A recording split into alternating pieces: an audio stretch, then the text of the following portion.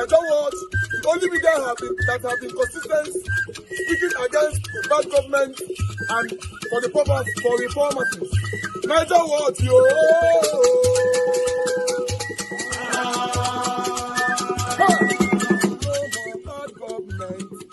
No more bad government. Nigeria what? No more bad government. Nigeria what? No more bad government. The only media that have been speaking. No more bad government. The voice of the voiceless. No more bad government. No more bad government.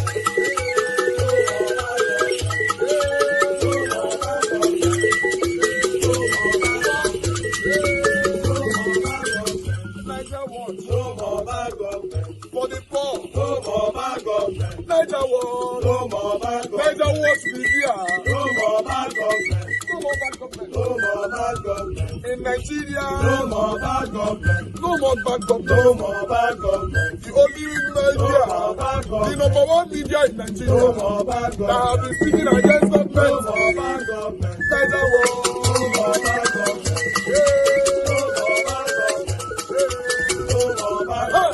Nigeria what? You? The voice of the voiceless. The voice of the voiceless.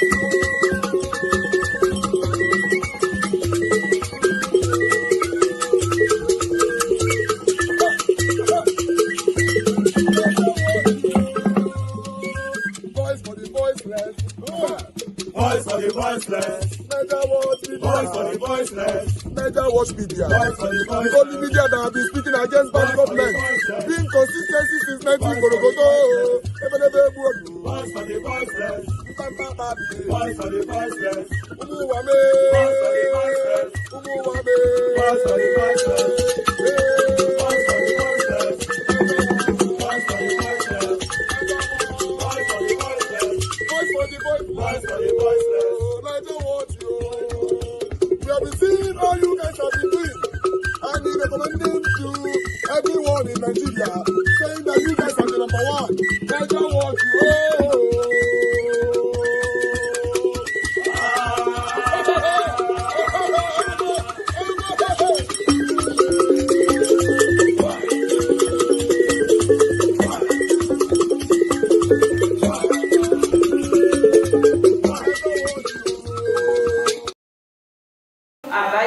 Of APC, having satisfied the requirements of the law, is hereby declared the winner and is returned elected.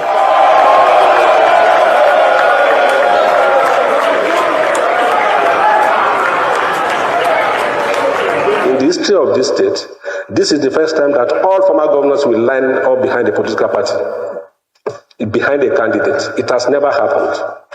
This is the first time that we run an election campaign for more than 3 months and no single incident of violence. There's a saying that a farmer who has diligently tilled the ground do nothing to fear the day of harvest. Characters that have not done anything, they are busy on the social media. There are no polling units on the social media. And yesterday, and I told Sheon that I will not appear on your program. I will speak yesterday, and we have spoken. And that's my answer to all the shenanigans on the social media. So if you have done well, people will vote for you. But if you don't have anything to say other than to be going to media houses to grant interviews, telling lies against the government, still on the social media, we're whipping up sentiments. Yesterday was their day of reckoning. So I don't... Well, this wasn't just a victory speech. It was a warning shot. Oyebanji's message is simple. Performance wins elections. Noise does not. And his win came with serious institutional backing, with APC governors across the country rallying behind his campaign. But the reports of vote buying and Beaver's technical glitches recorded in some polling units, particularly affecting elderly voters, the conversation around his election is far from over. Was this a genuine mandate built on performance? Ekiti voters have spoken. The question is whether everyone is satisfied with what they heard. Good morning, Dr. Abati. How was your weekend? Good morning. Great. Good morning, our president. Good morning. You have to run for election. I have to, yes. You're doing it, and right? You guys and will I vote support for me. you 100%. Thank you so much. Thank I'll be your ADC. Good morning, Rufi on fire. How are you this morning? ADC. Fantastic. Yes, why not? Is that a legacy position? No, don't worry. I can be a servant for once. Why not? You didn't get the joke. Okay, wait. I think I do. Well, all right. All right. Well, you know what? And celebrations erupted across APC ranks after Biodun Oyèbánjí was declared the winner of the Ekiti governorship election. A video of APC governors and stakeholders singing and celebrating in full agbada, flags and all, made the rounds on social media over the weekend. Let's take a look.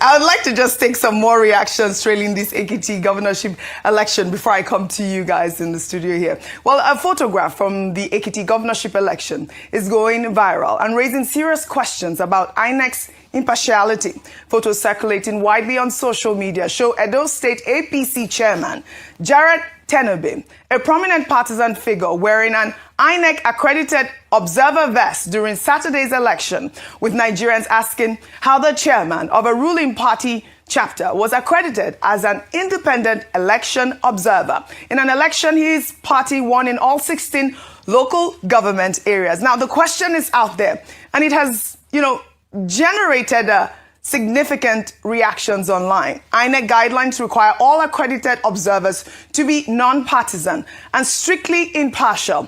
At the time of this report, neither Tenebe nor INEC has officially responded. And I'll take some reactions before I come to you, Dr. Abati. This is from Samson, who wrote, wait, the Edo APC chairman as an INEC-accredited observer in Ekiti? That's wild. Party chairman equals partisan by definition. So observer tag doesn't sit right with a lot of people.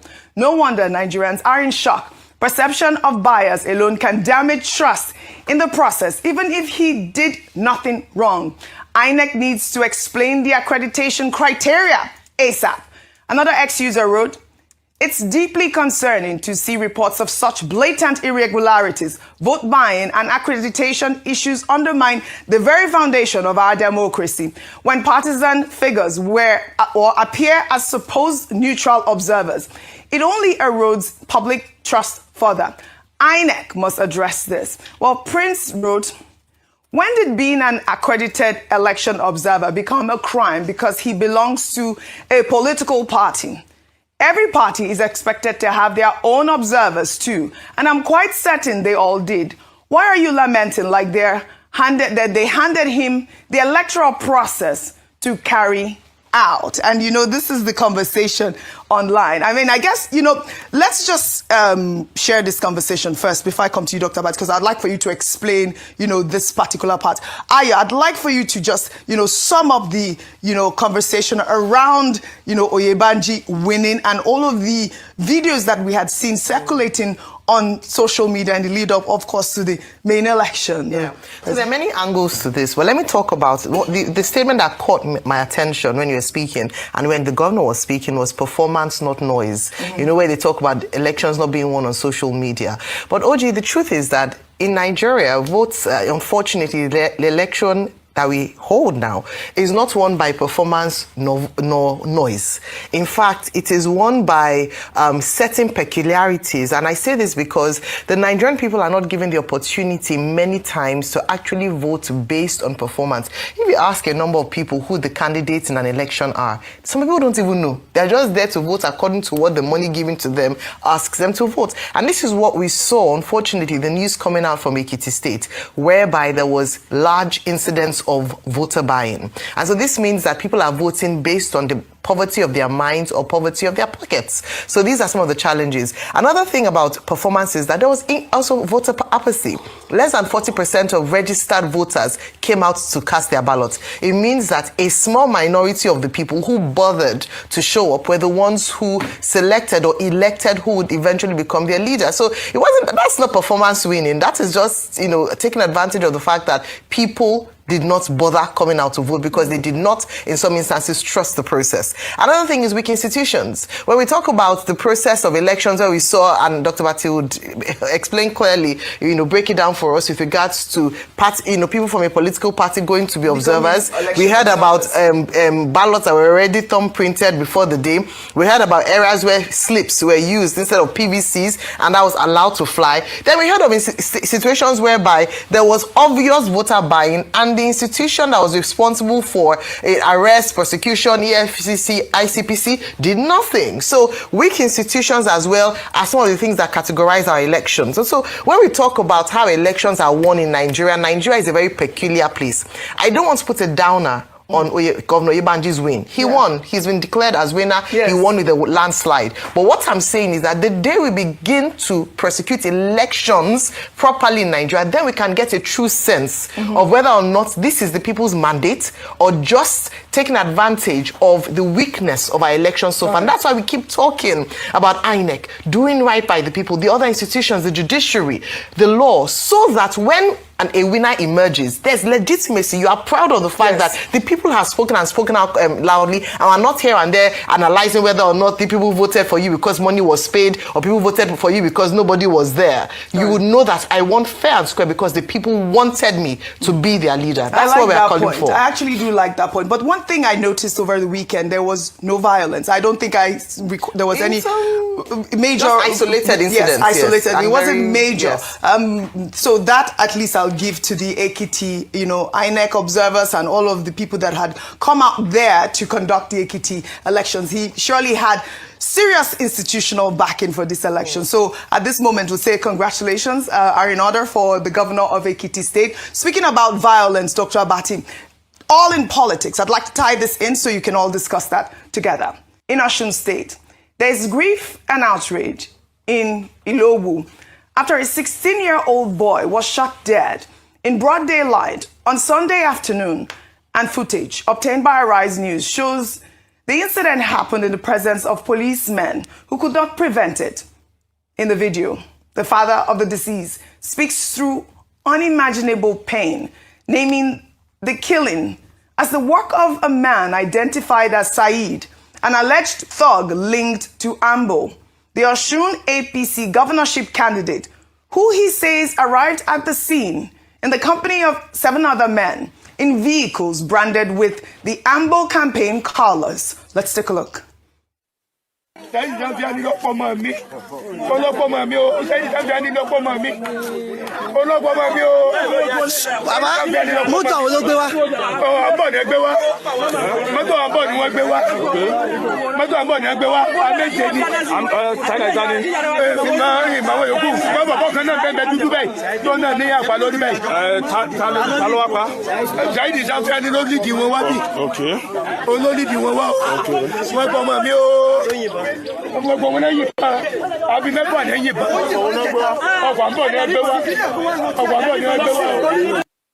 This is heartbreaking. This killing did not happen in isolation. It comes just 2 days after sporadic gun attacks tore through Osogbo on Friday night, and after armed men stormed the home of the state NURTW chairman, an attack in which his wife and children were taken. Osun State is heading into one of the most consequential governorship elections in years. And the question now being asked is, who is protecting the people of Osun State? And who is arming the people, terrorizing them? A father has lost his son. A community is grieving, yet there are no answers. Well, Arise News has reached out to the Ambo campaign and the Osun Police Command for comment and response to these allegations. Dr. Abati, over to you, please. Okay, first, let's condemn violence in politics, and Osun State in particular, because we've described the elections in Ekiti and the by-elections on Saturday as a litmus test for INEC. The next major election that INEC is going to conduct will be in Osun State. I think on Saturday, August the is it August the 2nd or August the 8th? But in the first week of August. And now, ahead of that general election, gubernatorial election in Osun State, there have been reports of thuggery in that state. When the Governor Adeleke, when he flagged off his campaign, one of his major concerns is about the conduct of the police in Osun State. And he was calling on the Inspector General of Police to call his men to order. Although that was with regard to local councils, protection of local councils, but the general point is that in Osun State, ahead of the election, there have been, reports, regular reports of thuggery, pointing to some kind of collusion between policemen and certain political figures. In the case of this young man, whose life has been cut short at the prime of his life, at a very young age, they were saying Ambo. Ambo is the candidate of the APC. Now, if they don't mention Ambo, sometimes they will say, it's Minister Oyetola that is using federal might to control politics in Osun State. Whoever is guilty, I think the authorities should investigate. Yes. The Inspector General of Police, again, is called upon to call his men to order. After all, he had promised before now that the policemen involved in this electoral process will eschew thuggery and promote only the ideals of professionalism.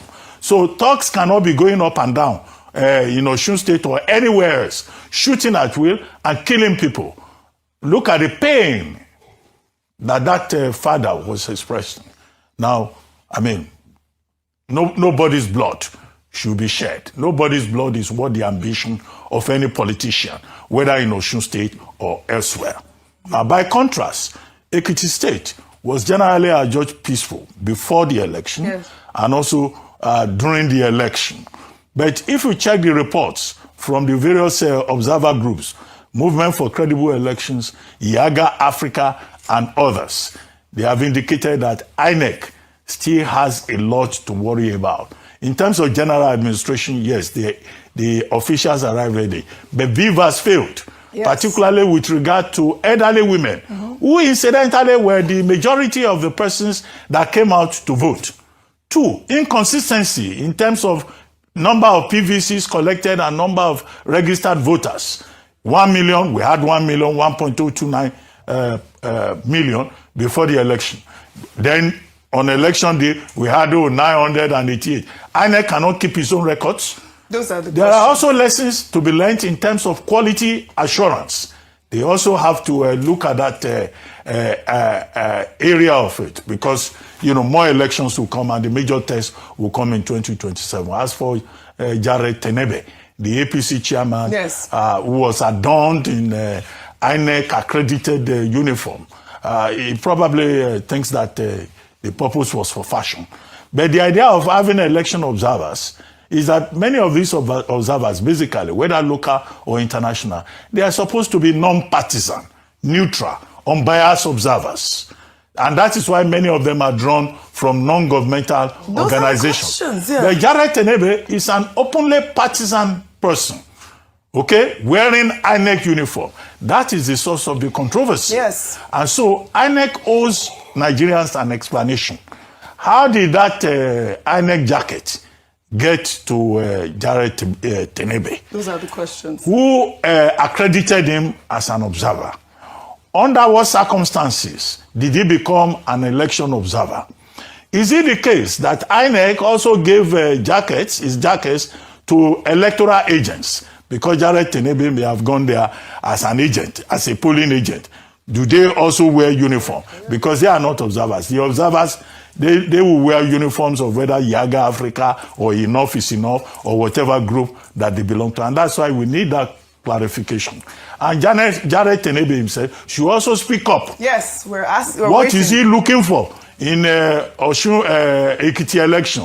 Is he there as a party official and he just decided that he would like to identify with INEC? These are the kind of things that INEC should watch out for, yes, going forward. Absolutely. Because even when there is no proof, or there could be no proof that Jared Terebe was directly involved in electoral processes, either in counting votes or mobilizing voters and all that. That jacket alone is enough for people to raise questions and controversialize him. He being an APC chairman of a party that won the election with as much as 319 votes plus. Right. All right. Thank you for that summary, and thank you for clarifying that, because I actually thought that it was okay for him to be out there. But we need answers from INEC at this point. And of course, going to the Osun story, a young boy has died. A 16-year-old boy has died. This is the most alarming story coming out of these elections at this moment. We're waiting to hear from the Osun State Police Command as to why. Osun State matter. They said the name of the thug is Said Tamfiani. Yes. Okay, this Said Tamfiani, who does not want other people to have. Tamfiani means who wants us to. Is that what it means? Okay, no, I mean horrible. It's almost complete. Now we have a name. We have a name, Said, and we have also somebody being pointed at, Ambo, the Ambo guy from APC gubernatorial Correct. All right. Now we need to hear from the Osun State Police Command as to the reason why this occurred, allegedly, in their presence. Now to Oyo State, tension is intensifying as Fulani social cultural group, the Concerned Fulani People of Nigeria, has called on President Bola Ahmed Tinubu, Governor Seyi Makinde, and other Southwest governors to call activist Sunday Igboho to order following his viral 2-hour ultimatum over the weekend to Fulani community leaders following recent kidnappings in Igboho town. Well, let's take a look at that video before we come back for a discussion.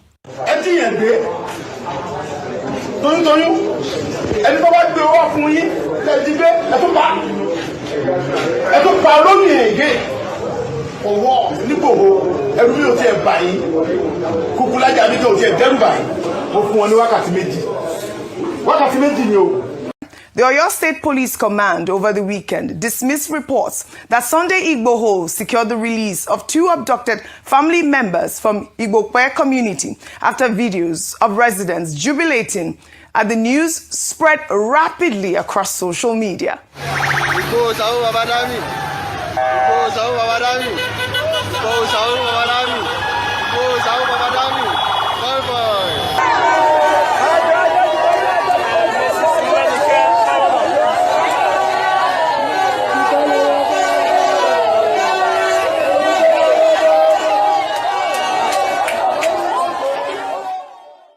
Well, the Oyo State Police Command issued a firm denial, describing the circulated video as false, unfounded, and misleading, confirming that intelligence-driven rescue operations are still ongoing and warning that the spread of unverified information at this critical time could undermine real rescue efforts on the ground. The victims remain in the kidnappers' den, and the police are urging the public to rely on official communication channels before sharing any information. I wanted to highlight this story because obviously we did see that, Sunday Igboho allegedly or reportedly had said that he released, I believe 2 kidnapped victims in that town. And now the police has come out to debunk his conversation. I think you saw that ex-user saying, why is it that the police are concerned about the headlines instead of actually working hand in hand with Igboho to rescue these victims? What are your thoughts on that? What I heard was that Igboho had threatened that if they don't release them in 2 hours, I'm not sure he said he released them. No, there were videos circulating online saying that, I'll show you that we had the videos, just that video of the rescue efforts.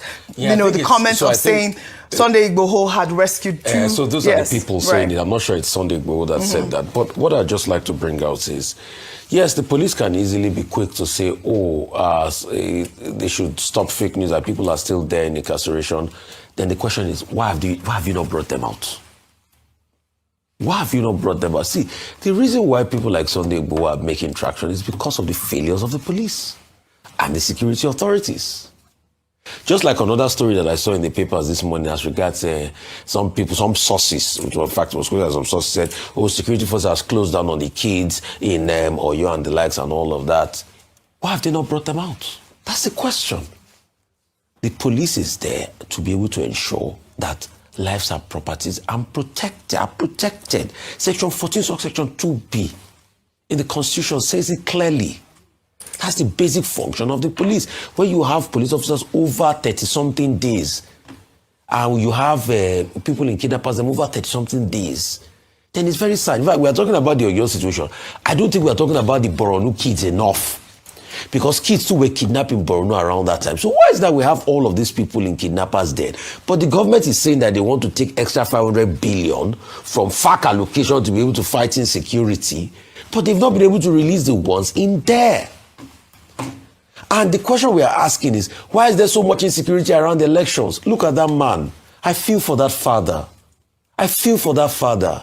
Father's Day was yesterday.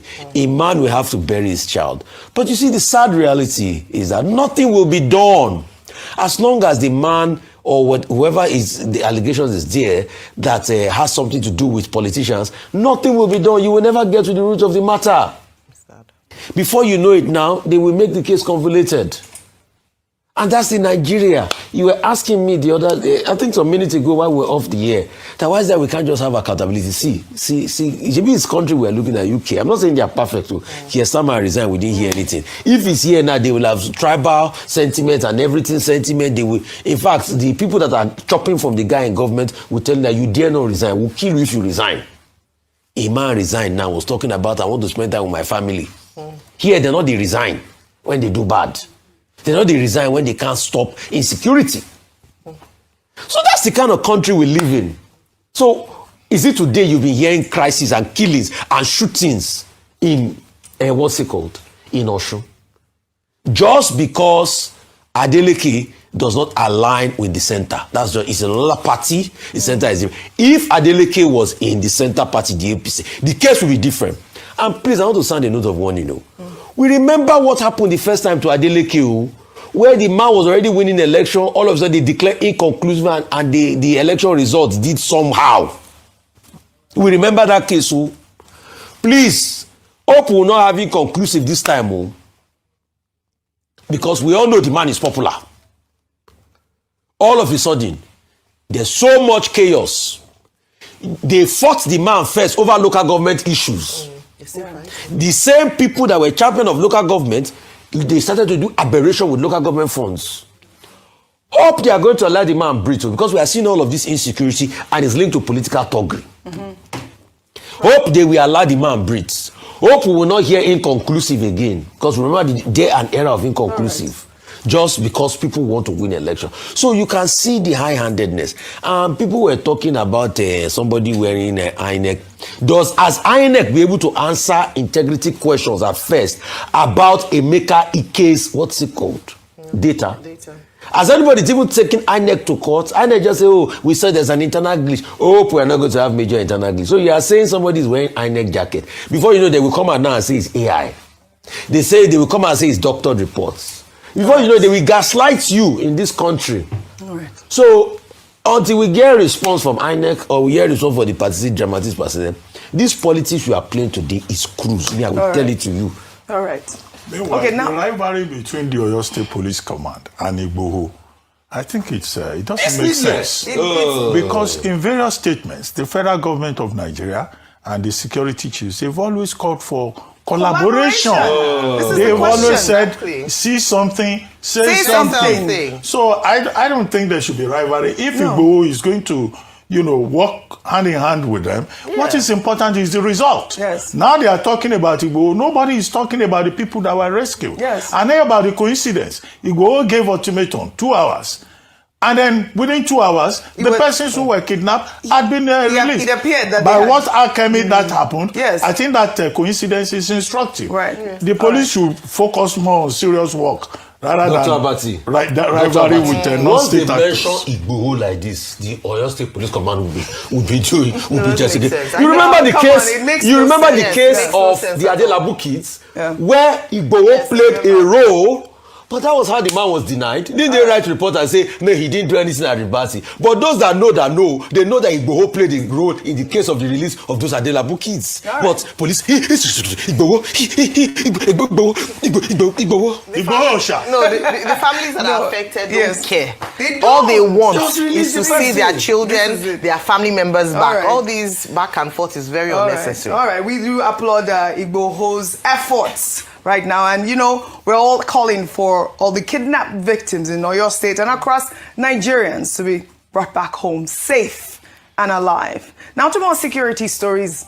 Harrowing new details are emerging about the final moments of the late Major General Rabi Abubakar, as sources who spoke to his wife, Hajia Amina, while she was receiving treatment at the Federal Medical Center in Katsina, have revealed a devastating account of what the couple endured in captivity. The sources say Hajia Amina told them her husband died in her arms in the forest, and that contrary to the Katsina state government's account, he had no history of diabetes or hypertension, but died from a snake bite. Shortly after the general's death, the bandits became extremely agitated, mounted her on a motorcycle and fled before shooting her in the leg and abandoning her. She was later discovered by a good Samaritan before troops arrived and found her lying in a pool of blood. So it was not that they rescued her. No, they found these are the conversations. People will speak. There is eyewitness account, and there are people that have been, involved in this, heinous crimes. They will speak. So, at this moment, I do believe that we have to call the Katsina state government to question why. Why did they release that statement saying that, the man died of diabetes and hypertension? Well, meanwhile, in Kwara State, a viral video of a police officer lamenting that the once busy community of Owa Onire is now completely deserted, with residents having fled in terror. This video is shocking social media. Let's take a look. See where we do. Nobody did in this town again. The people in this town, all of them, they have run away. The kidnapper don't pursue them from this village. This is my first time to marry with kidnapper pursue your crony. Somebody to one lumo. Loot it down. Somebody to one lumo. Nobody did town again. And into this climate of fear, controversial cleric Sheikh Ahmad Gumi has emerged with a new viral clip questioning why armed groups are labeled bandits when they are open to government dialogue, arguing for negotiation over military force. Let's take a look. Push them into that terror beyond what they are doing now, because yes, it can get worse. They have shown us their willingness to negotiate. So people that are ready to negotiate, why are you rushing to just declare them bandits so that you can use whatever weapons you want? Before, they used to catch Boko Haram and present them to the authorities in Zamfara. But now they're all terrorists. Secondly, the only door that remains, that is we clergy, to go in and negotiate with them, is closed down permanently. All right, conversations are divided. Sheikh Gumi's comments here continue to sharply divide Nigerians, with many insisting that those responsible for killing a general in a forest, shooting his wife, and emptying entire communities of their residents must face the full wrath of the law and not a negotiating table. I'd like for you, Ayo, to tie in all stories together. We saw the video in Kwara State, shocking video. Rufai was saying, thank God it is the police that, recorded this actual footage, and so they won't say it was done. Let me say that. That Sheikh Gumi video, even if it's not, you can see his mouth, I'm trying to ascertain, but he has made these kinds of suggestions. At this point, we need to acknowledge the fact that this is a state of war, and you have to be very, very adamant that you want to eliminate any trace of this so-called terrorist bandit. And any sympathizer to bandits ought to be called in for questioning.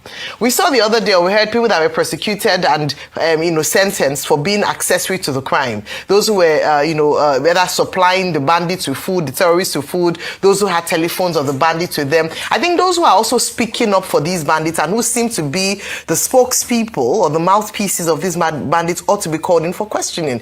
You are talking about families whose lives have been affected in such a way that they might, it would take a lot for them to recover. How do you expect Hajia Amina Abubakar to recover from the experience of having held her husband dying in her arms in a situation that could have been salvaged? How do you explain to their children? And then you have someone who has the audacity to come out and say that, oh, they are coming to do it. No.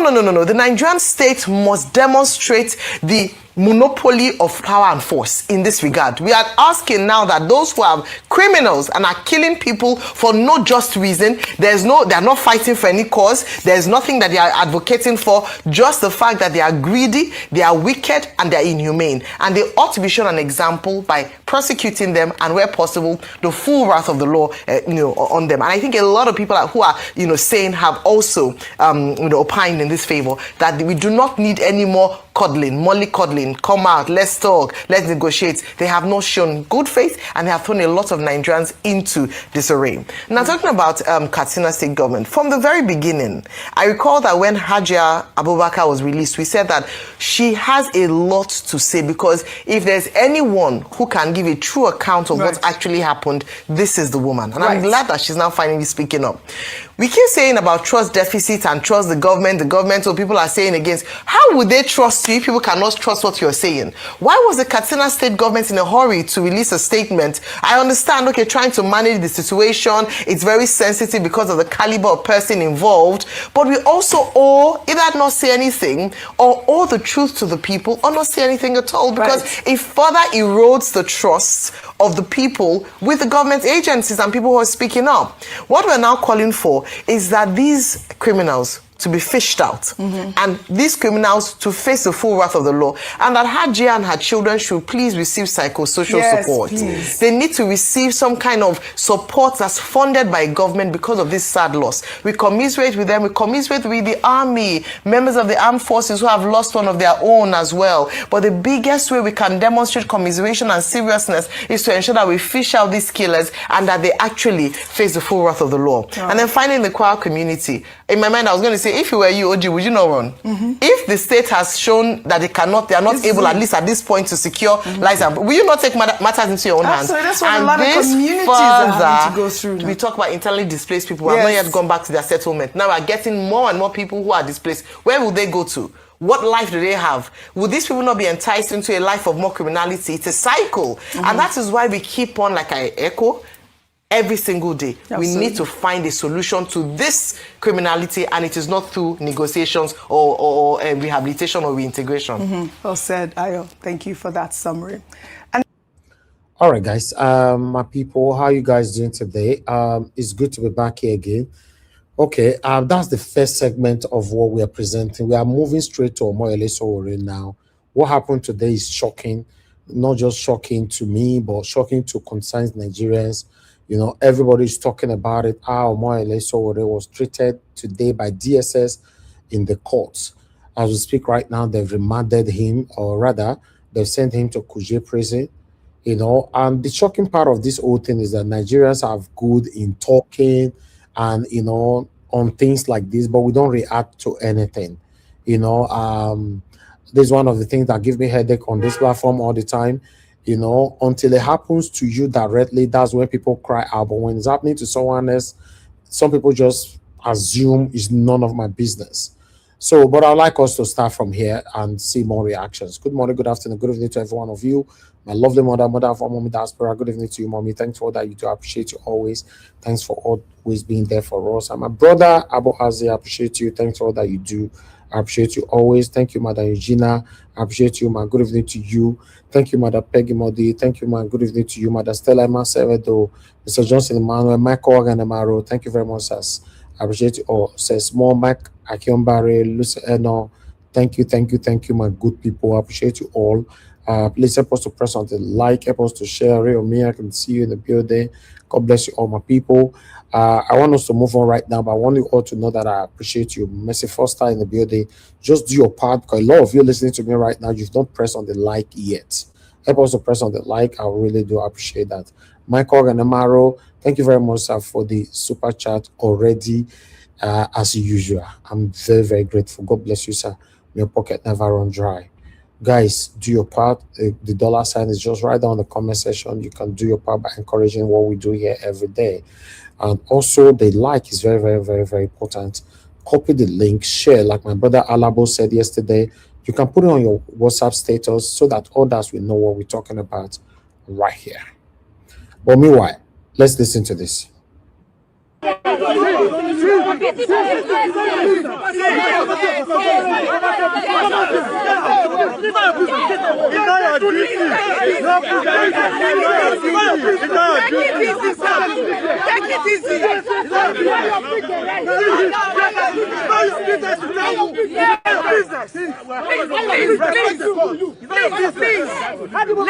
just be calm. The court ordered that it should be remanded in Kuchek. Don't mind them. And it's not your duty to escort me. President, we are coming to see you. President, man, you are not going to get away with it. Not with me. Revolution! Tell your idiot. Revolution! Now! Revolution! You can never get away with it. Revolution! Now! We are sitting down. Wait. No, go for it. Don't push it. Speak. Take your time and speak. When you are in democracy, people billions to prison, you put them in a van. Why do you want to put me in Black Maria? What did I do wrong? What did I do wrong? Is there another vehicle to escort me? There's not any vehicle. So, we look for Uber. We follow you. Yes, I don't enter this thing because of my back. And you cannot put me in Black Maria. I'm opposed to put him in a proper place. Even if you want the DSS to follow us, let them give us one car. I will follow them. So but don't put me in a Black Maria. What next now? Can you follow them? Yes. No, don't worry. No. No problem. They will not problem. They will not submit. I will go with them. Please, don't make them so we don't make them. Don't worry. Don't worry. No. Let's go. Don't worry. Follow me. In boss. Let's go. Baba.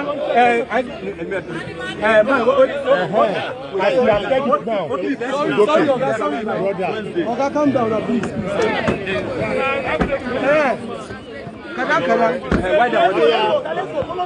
No. Wait.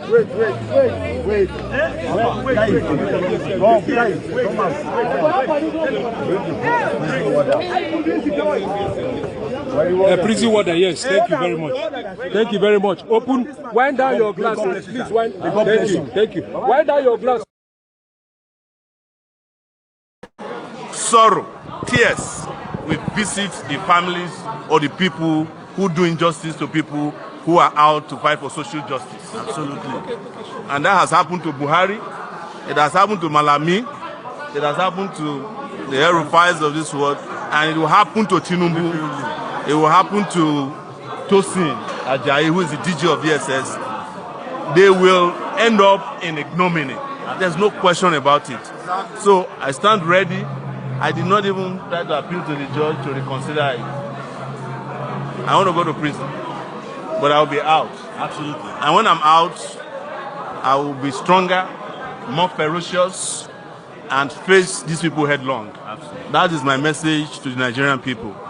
Thank you very much. Tinubu must go. Yes, Tinubu must go. Somebody has. Yes. You're going to have new set of legal cases. Yes. Can you point us the name of new legal representatives? And then you've had a long relationship with Marshall. Yes. Tell us why you severed that. No, Marshall was humiliated by the judge. He was the person who was asked to come and kneel down. And that's the basis upon which I said he should recuse himself, because the lawyer said he can no longer come and be under the humiliation and the bias of this judge. That was the basis. Marshall was in court today, but not representing. We have a new set of very competent legal hands. I have no doubt about that. And they will do a fantastic job.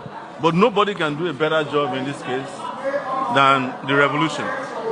Nobody. Yes. I'm waiting for the prison warders. I have my bag packed this morning. I've traveled around the country in the last few days, including my village. I knew this would happen. All these things we are seeing here have been planned over time. We are only lucky that we are ahead of them. Even if you read what happened yesterday in the newspaper, you see that they have already made up their mind to do this. But the important thing is, like I always tell you guys, don't cry for me in Nigeria. You should cry for a country that is at this.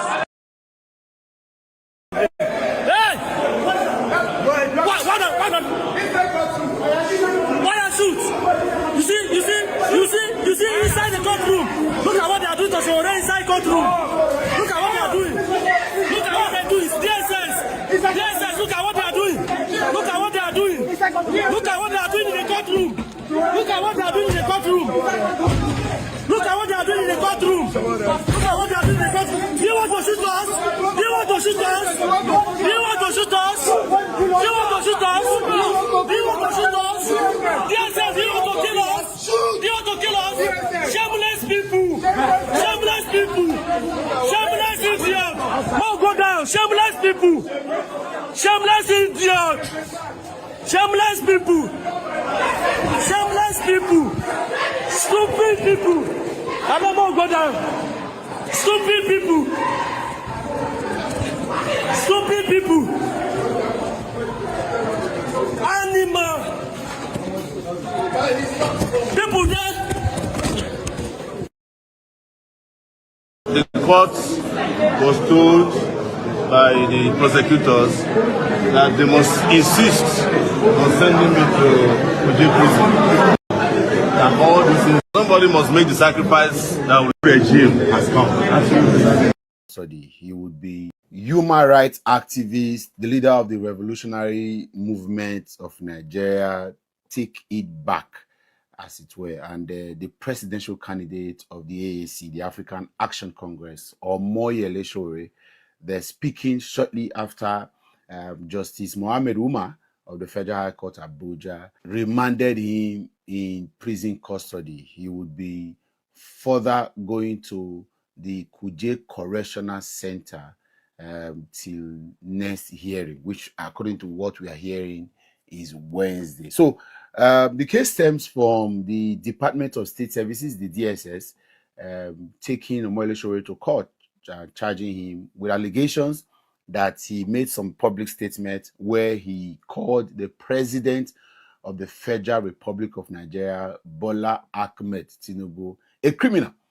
And the case, according to the DSS, has some cyber bullying and cyber offenses, as it were. So because of that, Justice Mohammed Umar has been in charge of the case. First, Omoyele Sowore and his legal team has asked that Justice Mohammed Umar to recuse himself from the case, that is, withdraw himself officially or formally from the case, because they said that he has not been fair to their hearing, and also has been pushing some form of hostilities against them and their hearing. So because of that, they think that there's a preconceived notion, or maybe somehow that there have been underlying issues, and Justice Umar has not been fair, and in his own hearing from his own point, and hearing the particular defense of Omoyele Sowore and his legal team. And so, of course, some time ago, should have remembered where his lawyers withdrew officially from the case and said that they have not been fairly treated by the court. And Omoyele Sowore subsequently represented himself in court. But last week on the 16th, I think, Omoyele Sowore was absent from proceedings, including his lawyers, of course, that have withdrawn from the case. And then Justice Mohammed Umar issued a warrant of arrest on Omoyele Sowore.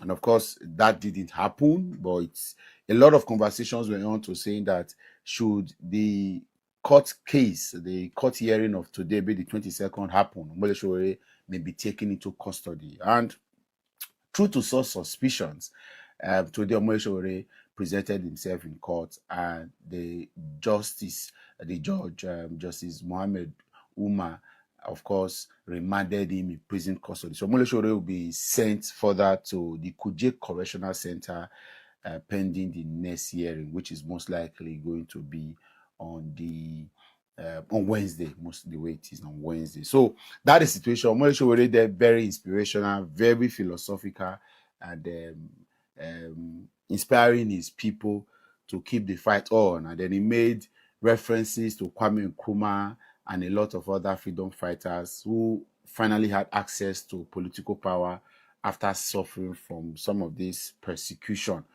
and the prosecution.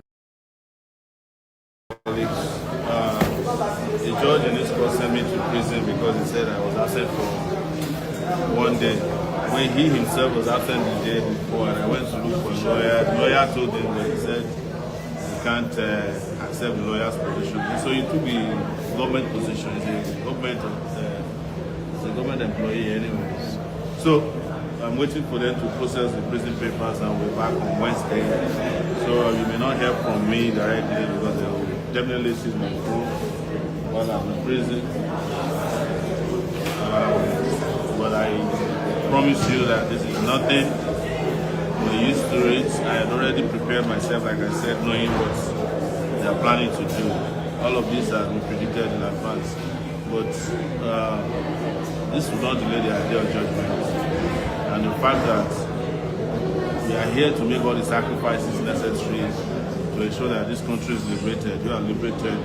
My own liberation is important. Yours is important. Those of your families, from both economic, social, cultural, religious, and all kinds of enslavement and encumbrance that have been put in your way, not to prosper as a human being in Nigeria. That is what is the reason we are here. And as I've always said to most of you, there's nothing new here. Nothing new. Federal High Court no longer serve justice. They serve the interest of the minority who have hijacked power in this country. And that's been our experience since when I was 18 years old when I arrived at the University of Lagos.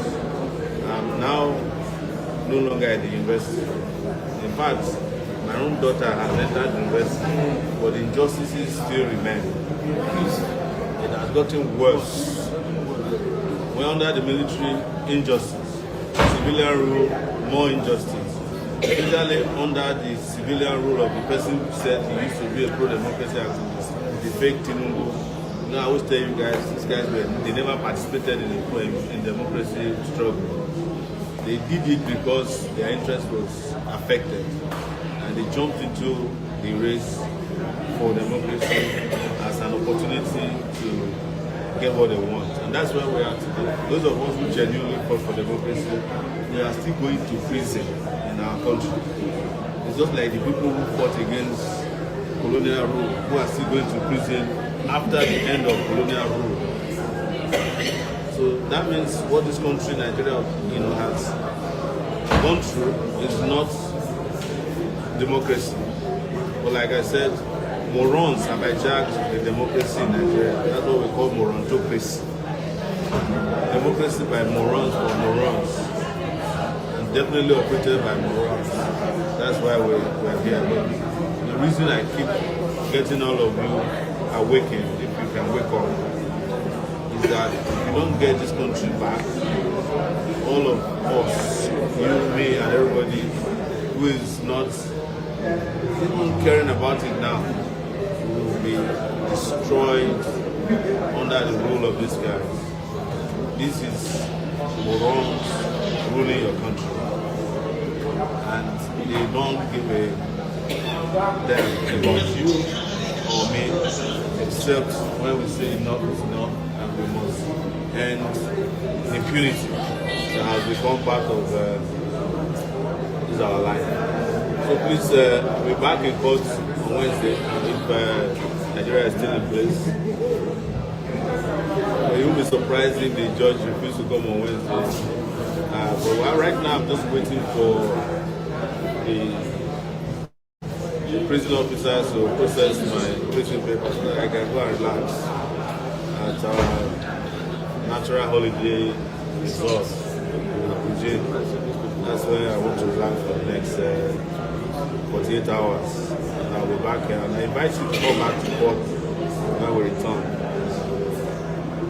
I can call it an injustice, but it's nothing compared to what many people are going through now.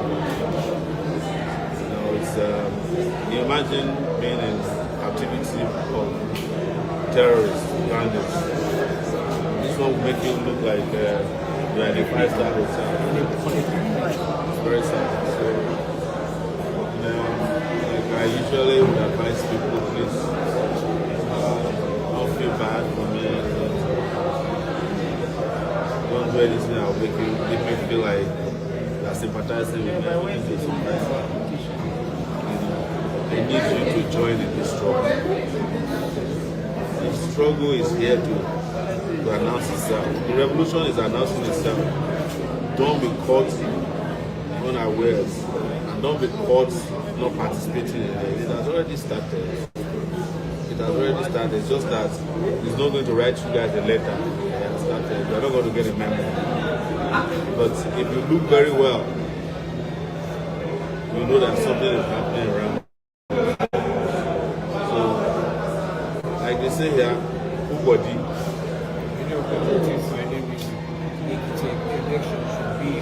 If you are waiting for any reason, waiting for 2027, you saw what happened in Ekiti. And I've said this before, that what Tinubu is planning to do in 2027 is to rig the election without anybody feeling like you rigged the election. And that's what they perfected in Ekiti. A lot of people are still days. Some people are saying, no, it's not rigging, it's they bought voters. As if buying voters is not rigging. It's the same thing.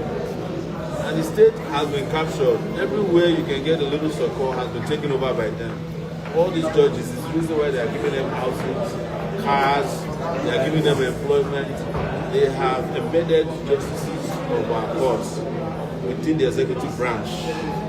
So coming to court thinking that you will get justice, well, have a bridge to sell to you. It's not going to happen. It's not going to happen. I'll tell you, if they can do it to people like us, who are you? But people like us are used to make this sacrifice. Moyele Sowore have been remanded at the Kuje Correctional Center until Wednesday in 2 days' time. Now, all I can see here is corruption in the justice system of Nigeria. First things first, why are they remanding him Kuje prison? According to how the matter went, Moyele Sowore has a case in court where, according to the DSS, according to the charges, that he called President Bola Ahmed Tinubu a thief, right? So they asked him to prove it, and the case has been going on for a long time. And then recently, Moyele Sowore was in court. He was in court with his people, but guess what? The court revoked his bail and claimed that he was never in court, even though there is video evidence that Moyele Sowore was in court. Well, I want to believe that they actually played a trick. You know, there's a trick that they play where if they don't want you, you are in court, but they will actually go and do a Zoom video call. You are in court, but they will actually go and do like a Zoom video call. They will not invite your lawyer, or they will send the invitation late. There's a way they do it. They can send the invitation for the Zoom, maybe like that kind of 12 a.m. Your lawyer feel no siam, or you say feel no siam. Then they will just say you did not appear in court and there was no show. So therefore they will revoke your bail, right? But such thing does not make any sense because there's video evidence. But at the end of the day, they pretty much want to put him there. They just want him there for a reason. Now, let's come to the issue of Moyele Sowore calling President Bola Ahmed Tinubu a thief. Is President Bola Ahmed Tinubu a thief?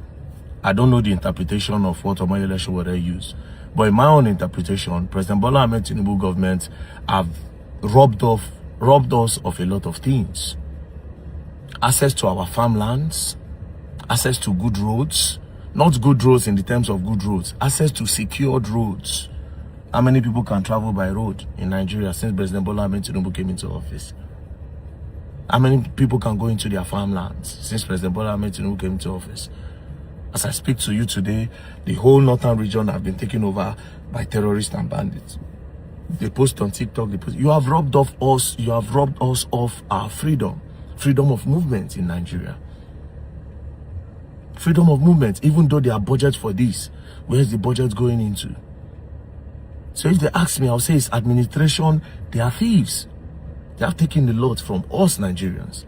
And there's nothing to show for it. We'll just be hearing these big numbers online, but nothing makes sense. Do you understand? So I don't know the interpretation and the reason why Omoyele Sowore say Bola Ahmed Tinubu is a thief. Me, generally, I believe this whole system are robbers. They've robbed us of our freedom of movement. Do you understand? Yes. I am not a fan or a supporter of Omoyele Sowore because, to be very honest, I don't support a lot of things. I feel like he does not have structure and he does not even know what he represents at the end of the day. If you want a better country, there are some things that you support that I just wonder why he does that. But that doesn't mean that we are going to turn our blind eyes or we are going to turn deaf ears to what is very much obvious. The justice system of Nigeria keeps failing every day. And that is why Wike is buying houses for appeal court judges. And very soon they will also do another estate again for high court judges. So how do these people know the law? What will these people say about the law? So therefore, nobody will be able to speak in the nearest future. That's what it means. Nigeria is slowly going. The only thing that we have is to talk and cry out. It's not as if people create any option for us. We might not agree with Omoyele Sowore's technique, which me myself, I can't have. I will never ever rate him. I don't rate him. He wants to be president. Which president? You have no structure. And so he can never be, like I said before, now that SUG president will be before now day. But there's one thing that is certain, he never lied. When he said about this whole Tinubu government thing, like I said, I don't know the interpretation of this one, but he never lied in this particular matter. This particular government has robbed off us a lot of things. And it's 100%. Well, it's till Wednesday, then it's going to come out. And as for DSS, I don't think this case is a case. I don't think this case is a case. DSS, we know you people are secret service, highly covert. Now you do covert operation. This thing now waiting when I will just carry give civil defense or police, defamation of character of the president. I feel like it's somebody said that is just pushing this thing. I don't think Bola Ahmed Tinubu himself will want to push something like this. Bola Ahmed Tinubu, how many things he talk about Jonathan? How many things did Bola Ahmed Tinubu say about Jonathan? He said a lot of things against Jonathan. Nobody arrested him. Nobody arrested him. So all of these things DSS they do now, you don't need it. This case should not even be going on in the first place. I swear to God. What's there? They insult Donald Trump every day. They insult Donald Trump. Don't see where they know they call Donald Trump. Donald Trump don't carry people to court or say you want to lock up somebody. And mind you, again, this is my main point. If you are doing well, you will not need people to be doing all these things for you. You have an opportunity to become the president of Nigeria. All you have to do, I know it's not easy, but you can turn things around. But at the end of the day, for me, I will say it 1 million times. President Bola Ahmed Tinubu is a failure that failed Nigeria. That one is 100%. He has failed the country in security, in economy, in everything, in youth development, in agriculture. The facts are there, evidence are there. Do you understand? So let Omoyele Sowore go and dismiss this case. This is not a case that you should carry and put up there yourself in this first place. I even thought all of you were just doing yourself. But this one that they do now just shows, say, you understand? You are trying to just maybe silence him and put fear in the hearts of other people that want to speak in future. Let the man go. Peace and love. Don't pray God learn, I will learn the hard way. Just look at waiting DSS they do to Sowore for court today for Abuja. Look at what Nigerian DSS, that is, Tinubu, you should be ashamed of yourself. Ori Buruku Affliction Progressive Congress APC, una supposed to be Nigerians are ashamed on your behalf because Ori Buruku Lensheo or she, that is Tinubu under your so-called leadership of so-called master strategy, commander-in-chief. This is the best thing where law enforcement under you fit they do. These are the only actions where DSS intelligence officials now the best thing where they fit do be this. So they drag citizens where no be terrorists, no be criminals, people where talk or criticize government. This is the best way your DSS fit they do. Shame on you because Ori Buruku Lenche. Nigerian DSS, so now the best thing we will fit do be this. To wear black waistcoat, have been a raincoat, they waka, they shotgun, they do like this, they cock gun, they do like say they act Delta Force. Ori Buruku Lenche. Nigerians, they wait for the day where you people as DSS and army will not go handle people where kidnap children for your state, the way when they handle Sowore. The day we see video where when they handle kidnappers like this for Borno, for Plateau, for Benue, the people where don't kill people for Benue state. The day we see video where when they handle handle them, they drag them like this, we will know that you are serious. Until then, Ori Buruku Lenshe. Oshi Lenshe. What a tragedy of a government. This is, in fact, Nigeria. Only God go give Nigerians the grace to deliver themselves from this affliction we call the government. Waiting be the offense of Showore. What is the crime we commit? They say he call president criminal.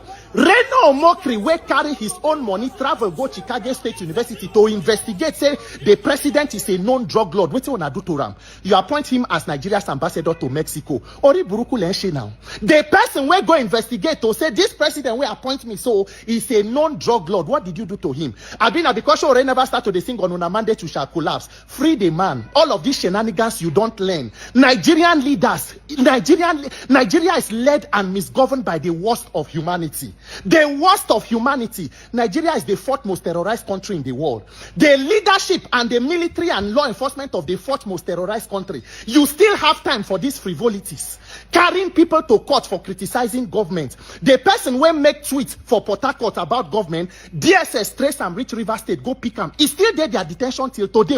As we are talking, that boy is still there. But the people where they kidnap, even for Abuja, your intelligence no go fit see him because Ori Buruku Lenshe. Oshi Lenshe. This is a video where una dey drag and manhandle Omoyele Showore. Meanwhile, this is picture where now even Yahaya Bello they lead EFCC where they prosecute and go court. Yahaya Bello where EFCC chairman they both say if I don't prosecute and do this, I will resign and this in Ori Buruku Lenshe. APC don't give the same Bello ticket, make it go for Senate. The person where una say according to your own investigation, he thief money so they pay school fee of children in advance. Look at you. What a shame and what a tragedy. This is video of you carrying Omoyele Showore, and this is video where una they do repentant terrorists for Borno State. Maybe now because Showore never see Bible or Quran to swear to repent, now make una they drag him. Maybe if he repents, then the thing go day better. Tinubu, you should be ashamed. APC affliction. Una supposed to be shame because this government is a scandal. Your government is a disgrace. British Prime Minister where you borrow money from, he don't resign for certain irregularities. For here, when I still they go because Ori Buruku Lenshe, it is Uhuru for everybody. Release Showore. Release Showore is the list of the problem of this government. Go and think of how to protect the lives of Nigerians. Think of how to give people light, to give people food. Go and rescue the children from Oyo State. Leave Showore. Make it come out, continue the work where they work, and go after terrorists and criminals. A government that pampers terrorists and then victimizes citizens. You are a disgrace. This is a shame of a government. What a country. That is, as I see this video, I don't know, God, Nigerians. All of una where they support this evil called Affliction Progressive Congress. This Ori Buruku when they do so. May God give Nigerians the courage to deliver themselves. Because this government is a scandal. It is an abomination. Free Showore. He no kukuma do anything. The criminals where they commit crime for the country, go after them. They are there. They're government house. They pack for National Assembly. Original Yahoo boys where they government house. When I no see that one carry. What a tragedy of a country. I take a beg you make with been remanded in Kuje prison today by the courts in Abuja. We all know that the case between Omoyele Showore and DSS has been going on for a while when he called President Bola Ahmed Tinubu a criminal. They have been dragging him to court for a while now. And initially, judge actually granted Omoyele Showore temporary bail. You know, he was on bail, he was free and going to court while this case was going on. But however, today the court just withdrew that bail, and meaning that they've remanded him in Kuje prison, even though Omoyele Showore's legal team has already asked the judge to step aside because they believe that the way the judge was handling the case was unfair, he was biased, or there were some internal or external interest and See Showore, I don't give up.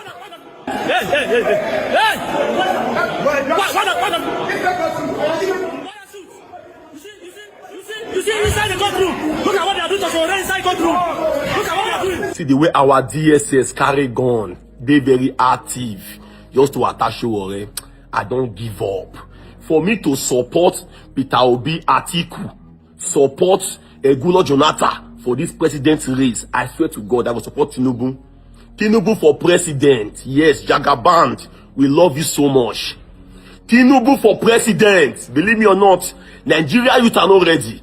Sowore is the only president candidate to be seen. He did very active right from time, trying to fight for the youth, fight for everybody. When it comes to bad or good, this man will stand as a prophet, as everything, as a father for every youth when they oppress. But today, the whole youth will carry their back, turn against this man. They find person with emotion, with their own support. I swear to God, Tinubu for president. Tinubu, abeg, rule us more. We love you so much, Jagaband. Let me so. Sowore is the only person where they speak out and they go oppress the man, oppress. Then I think the youth now are not doing protest now. They want to protest now, but this man be doing this is dead. Nobody give you now. Tinubu, I'm sorry for all the video I don't make. Tinubu, we love you so much. I beg, find a way to stop insecurity. Because the prayer point of other candidates now make you fail. The prayer point of the rest people right now trying to contest against Tinubu, they have been praying for Tinubu government to look bad. Believe me or not, even the insecurity, when they get for this country, the insecurity, everything they have for this country, all those candidates right now, when they try to, they want to achieve power, they involved for so many places. They have been praying for Jagaban government to fail because the youth don't want to stand on that ground. Tinubu will rule us the 8 years. The 8 years will complete. 4 plus 4 APC. I'm with you guys. They got punishment for this country. Oh, yes, Sowore. The rest candidate when they go interview, they speak English. And now, since you know me, who be say even in get man, no get to take mechanic, they can't say one call rule us. For this country, the youth will learn. Only one man, since I was born, this man, I've been seeing the activities of this man, but the youth are blind. Jagaban 8 years go complete. Yes, Tinubu not be good luck. In 8 years go complete. And I Tinubu, from now going, I'm not confirm APC. May God bless Jagaban. Yes, you are doing.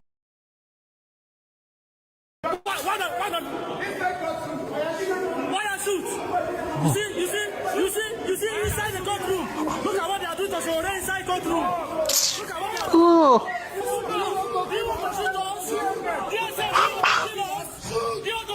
So DSS get all this gun and we still have bandits in this country.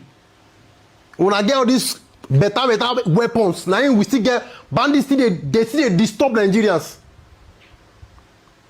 Wow. Those children still there bush, oh.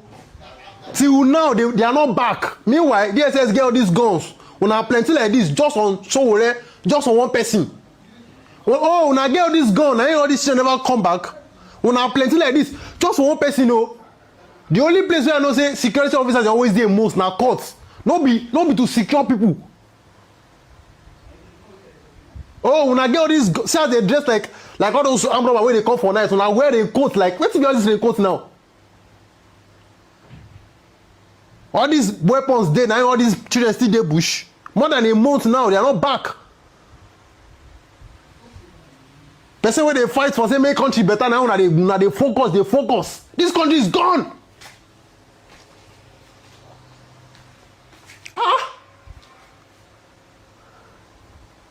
See, there's plenty of one person.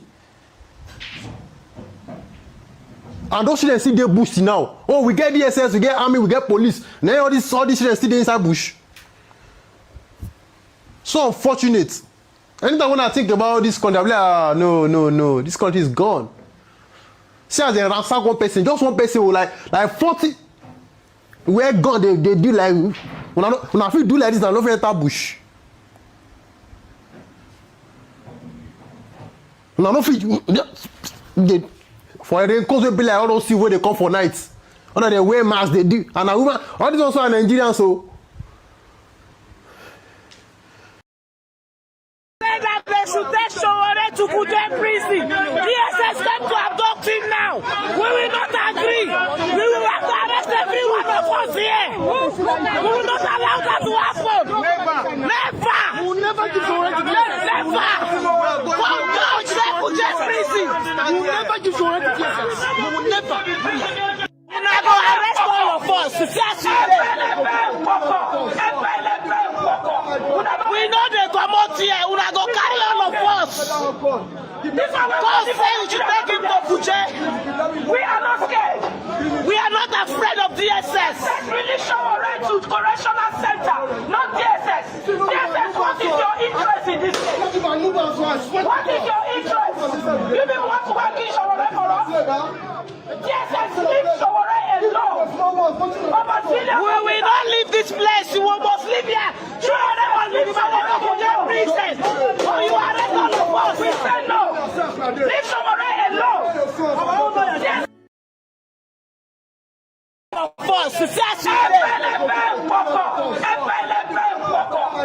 We know they come out here. Una go carry all of us. God say we should take him to Kuje. We are not scared. We are not afraid of DSS. Let's release Shawore to correctional center, not DSS. DSS, what is your interest in this case? What is your interest? You people want to work in Shawore for us? DSS, leave Shawore alone. We will not leave this place. You must leave here. Shawore must leave Kuje prison. Or you arrest all of us. We say no. Leave Shawore alone.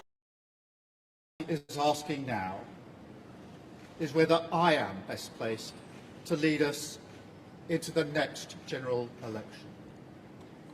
I have heard the answer of my parliamentary party to that question, and I accept that answer with good grace. Every decision I've taken has been about putting the country I love first. That is why I will resign as leader of the Labour Party. I have spoken to His Majesty the King this morning to inform him of my decision. So British Prime Minister Keir Starmer has announced a couple of minutes ago that he's going to step down as Prime Minister of Britain after a wider consultation. And of course, some people will say, oh, let's focus on the issues about Nigeria, but there are very key lessons to learn from this resignation. A couple of underlying issues, several ones. There is no one single event that may have triggered his resignation, but over the months there have been build up of several policy, electoral, a lot of issues basically. And some analysts say that 7 prime minister in 10 years is an indication or underscores the fact that Britain has become largely ungovernable, especially with the Brexit system and all of that. However, there are key takeaways that I think emerging societies or emerging political states like Nigeria should learn, and this is very important for us, and that's why I'm doing this video. Number one, I did establish earlier that there is no one single trigger that may have led to his resignation. Of course, he's still going to be prime minister until a new government is formed. They are hoping that they would be able to select somebody and then meet with the king, and when the king receives the new prime minister, a government may be formed. It will not trigger any elections. There is a fixed parliamentary term of 5 years. So the next elections in United Kingdom will be 2029 because Keir Starmer came on board in 2024. Now, what are the key lessons to learn, or what are the things that may have been remote causes of this eventual resignation, and there are key lessons for us in Nigeria that we must take note. Number one, the Labour Party, the ruling Labour Party, suffered major electoral setbacks in the local elections across England, Scotland, and Wales. The local elections that was held a couple of weeks ago, it was a major setback. The Labour Party realized that they are losing their popularity and influence after a landslide victory in 2024. That election, and now they are losing that level of popularity to the Reform Party. And that means that the party became dissatisfied with the leadership that Keir Starmer was providing, and the leadership he was also providing for the country. Because if the people were losing interest, just 2 years ago, they were throwing all sorts of support, and now they are losing interest in the party, it shows that something is wrong. Immediately, they have shown their dissatisfaction, vote of no confidence as it were, and they said he should resign so that somebody else can take over the leadership. That is a lesson that we must learn. Election losses shows that there is a problem. So when people do not allow you to have free and fair elections, they are trying to override on that choice. the political class, the people, the leadership of the Labour Party, the members of the House of Commons, the members of the Parliament realized that the fact that they were not able to win the local elections an indication that they are losing popularity and influence, and the people are no longer satisfied with their political and policy decisions. That is very paramount. Of course, I did just say that some senior members of the Labour Party, ministers and all of that, they have been very dissatisfied with his leadership, and they have caused what is now called a revolt within his party. Within his party, they have revolted. A party that is built on ideology, a party that has antecedent, that knows how important it is to be in charge, they are dissatisfied. Sycophants, right? Mediocre leaders around political parties in Nigeria will not allow you to have a voice. These are party members, the Labour Party members saying, no, we are not comfortable. We are smelling, we are sensing, we are palpitating, we are realizing that there is a lack of political grit and will. And because of that, Starman, they are not going on TV to throw shade at us.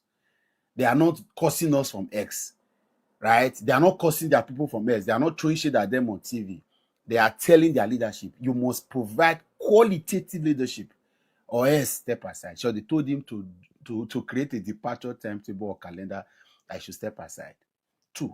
Now this number 3, the Keir Starmer's-led leadership was accused of not prioritizing defense and not funding the country's military sector for international threats that was coming. They said that there was need to beef up the country's military because there were threats from the international other countries around the United Kingdom.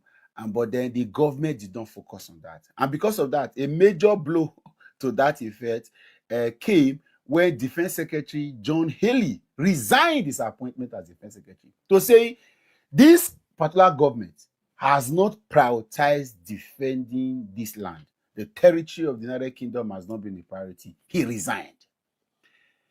Christopher Musa, now your mate with that.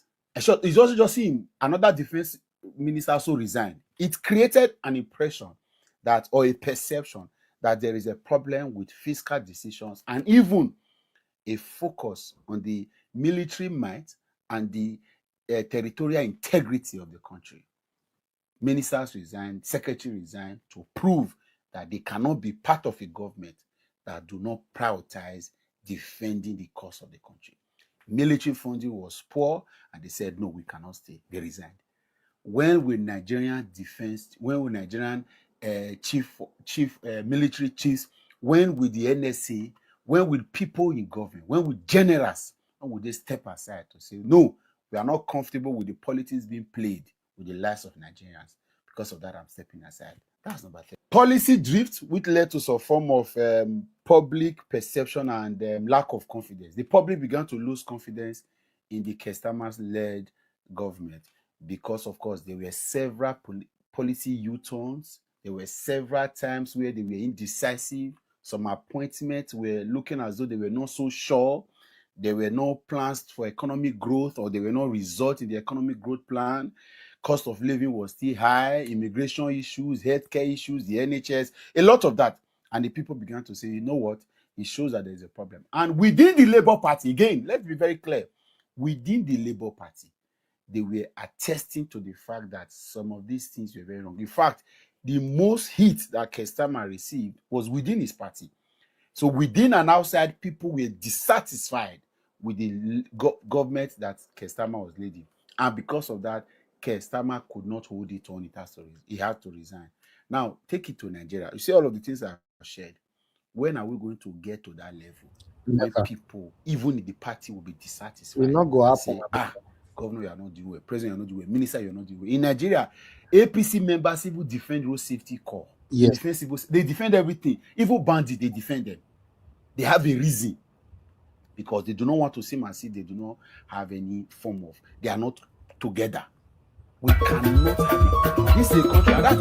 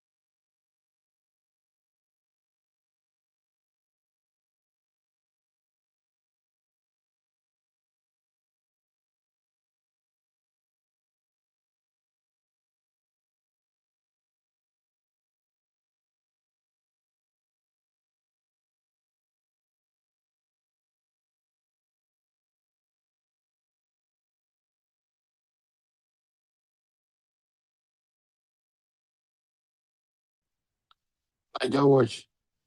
Are you there?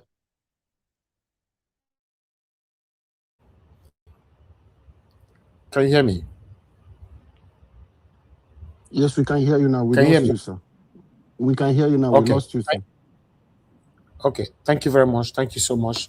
I appreciate every one of you right there. Thanks for your time with us. Good morning, good afternoon, good evening to you all. Today is Monday, 22nd of June, 2026.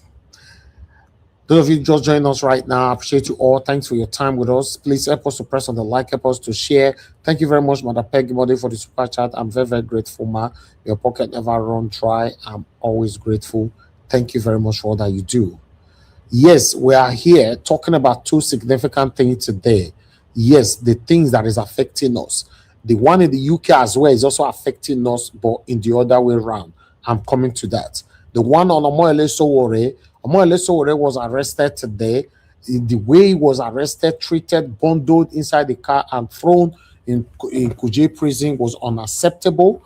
You know, this is the things that Nigerians are supposed to continue to speak against. But we don't. At the end of the day, we are waiting for your father, for your papa, your mama to be arrested first before you speak out.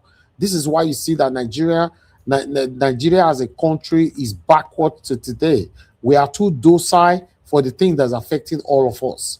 Omoyele Sowore is a voice. For a reason I don't know, some of you don't like him.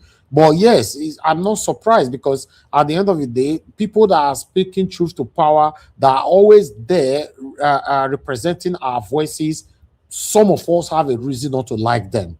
But what they are doing to Omoyele Sowore right now, if Nigeria was a country where people are in-depth sympathetic over what is affecting us, then everywhere supposed to be barricaded already. But everybody is on comment section as we are speaking right now. Nobody is talking. Why was he arrested? Because he called Tinubu criminal. That's all. That's all. That's why they remanded him in prison, Kuje prison right now, as you and I are speaking. So in case you don't know what that means, these people are doing everything possible to take your freedom of expression, freedom of speech away from you. Yes, that's what they are doing. And Nigerians don't react. I'm not even sure what can ever happen in Nigeria that will make Nigerians to react.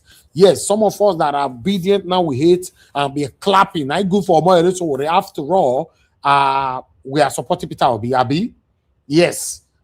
You see, God forbid, Peter Obi might also get problem tomorrow. You see some people supporting Omoyele Sowore always say, oh yes, now good for him. See, when I'm saying that the country is divided, we are selective with our judgment all the time. It will be like say we don't know what way they talk. Yeah, we are selective with our judgment. We are selective with the kind of thing that we want to contribute on. We are selective with the kind of thing that we want to react to. That's why you see that this satanic set of politicians that have been recycling themselves since Nigeria was created, that's why they are capitalizing on our stupidity. That's it.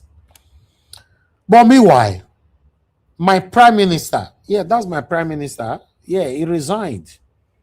Yes, as a British citizen, I have to say my prime minister is my prime minister.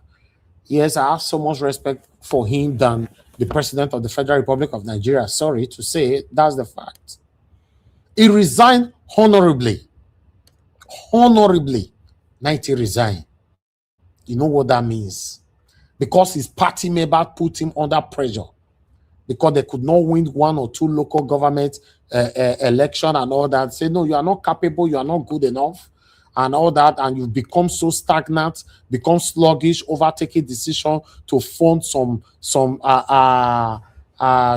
terrorist funding and all that, blah, blah, blah.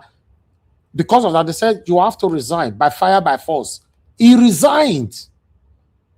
He resigned. As you can see there, I don't want to read, is there. United Kingdom Prime Minister Keir Starmer on Monday announced his resignation as both Prime Minister and leader of the Labour Party, saying he had accepted that his party no longer believes in the best person, that is the best person to lead it into the next general election, the BBC reports. Do you get that part? That his party members no longer believe he is the best person to lead them into the next general election. Just that he honorably resigned. Ah, God, when can we ever have a leader in Nigeria that will honorably resign? Can we ever have a leader like this? We are in a country that is sinking.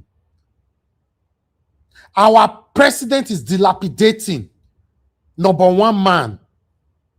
The second man in the country is nowhere to be found, the vice president. The number three man, they chase draws, they go from left to right, the Senate president, nowhere to be found. Their voices are nowhere to be found. Tell me, mention one governor in Nigeria you can say, oh, can honorably do this.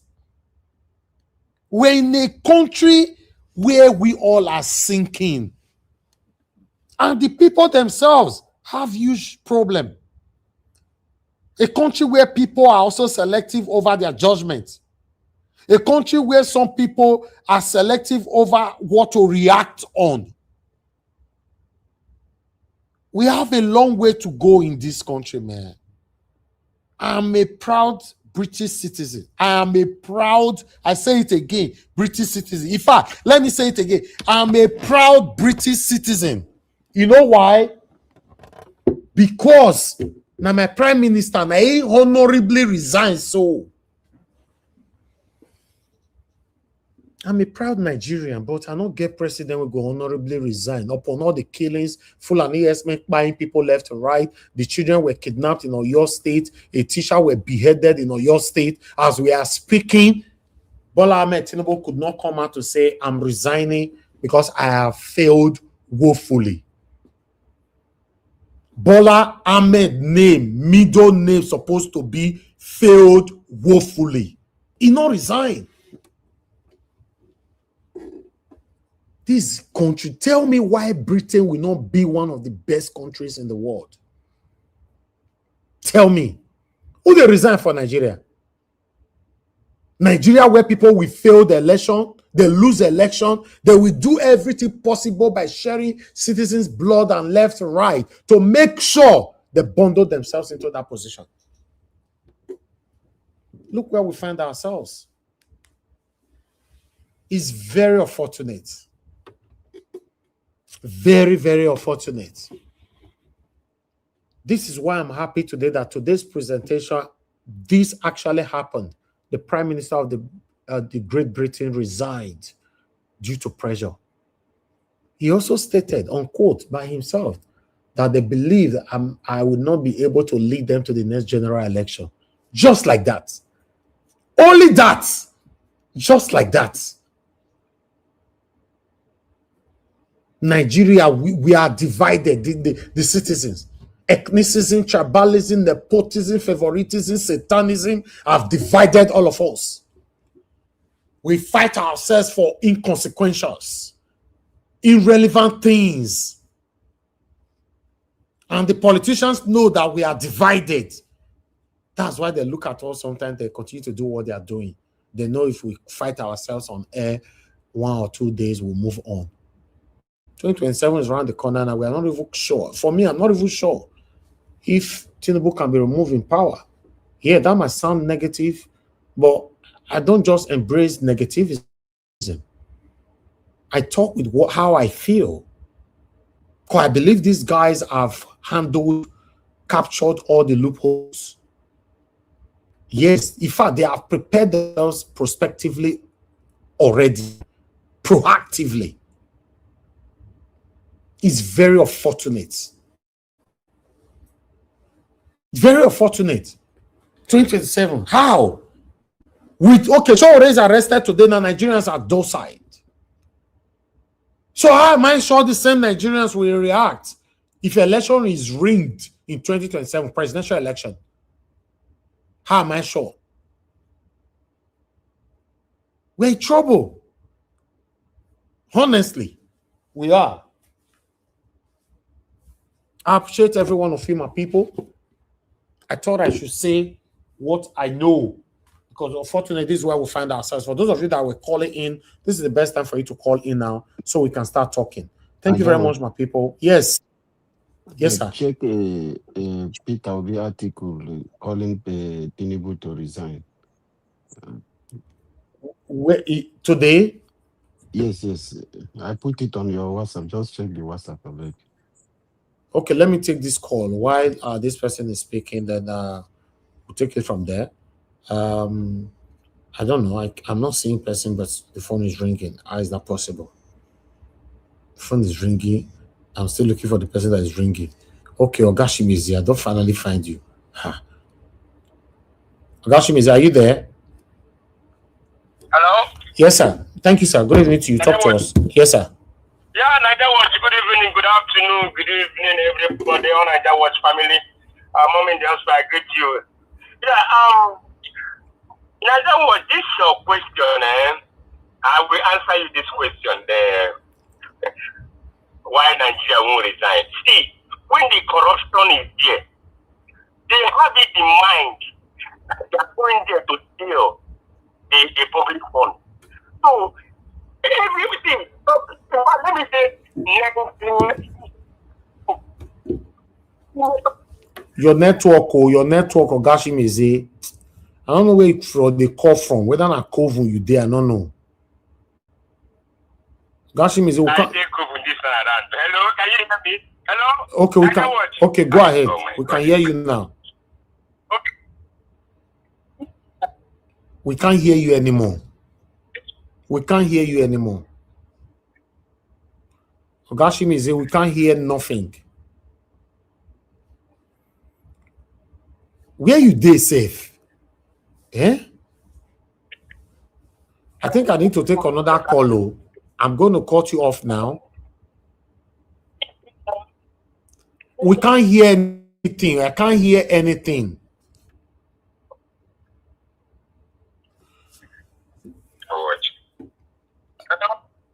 Where you dey?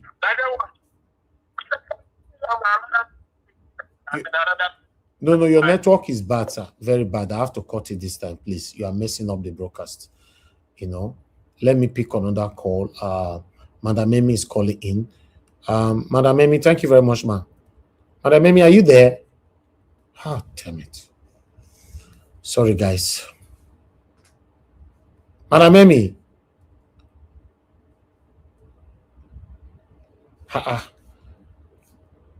You called and you just... Can you hear me? Thank you very much, Mr. Elvis. Good evening. Good evening to... Thank you, ma'am. Good evening to you. Talk to us. Good evening to those in the panel. Good evening to Mommy Diaspora and those in the comment section. Yes, when it comes to Shawore, I sympathize with him.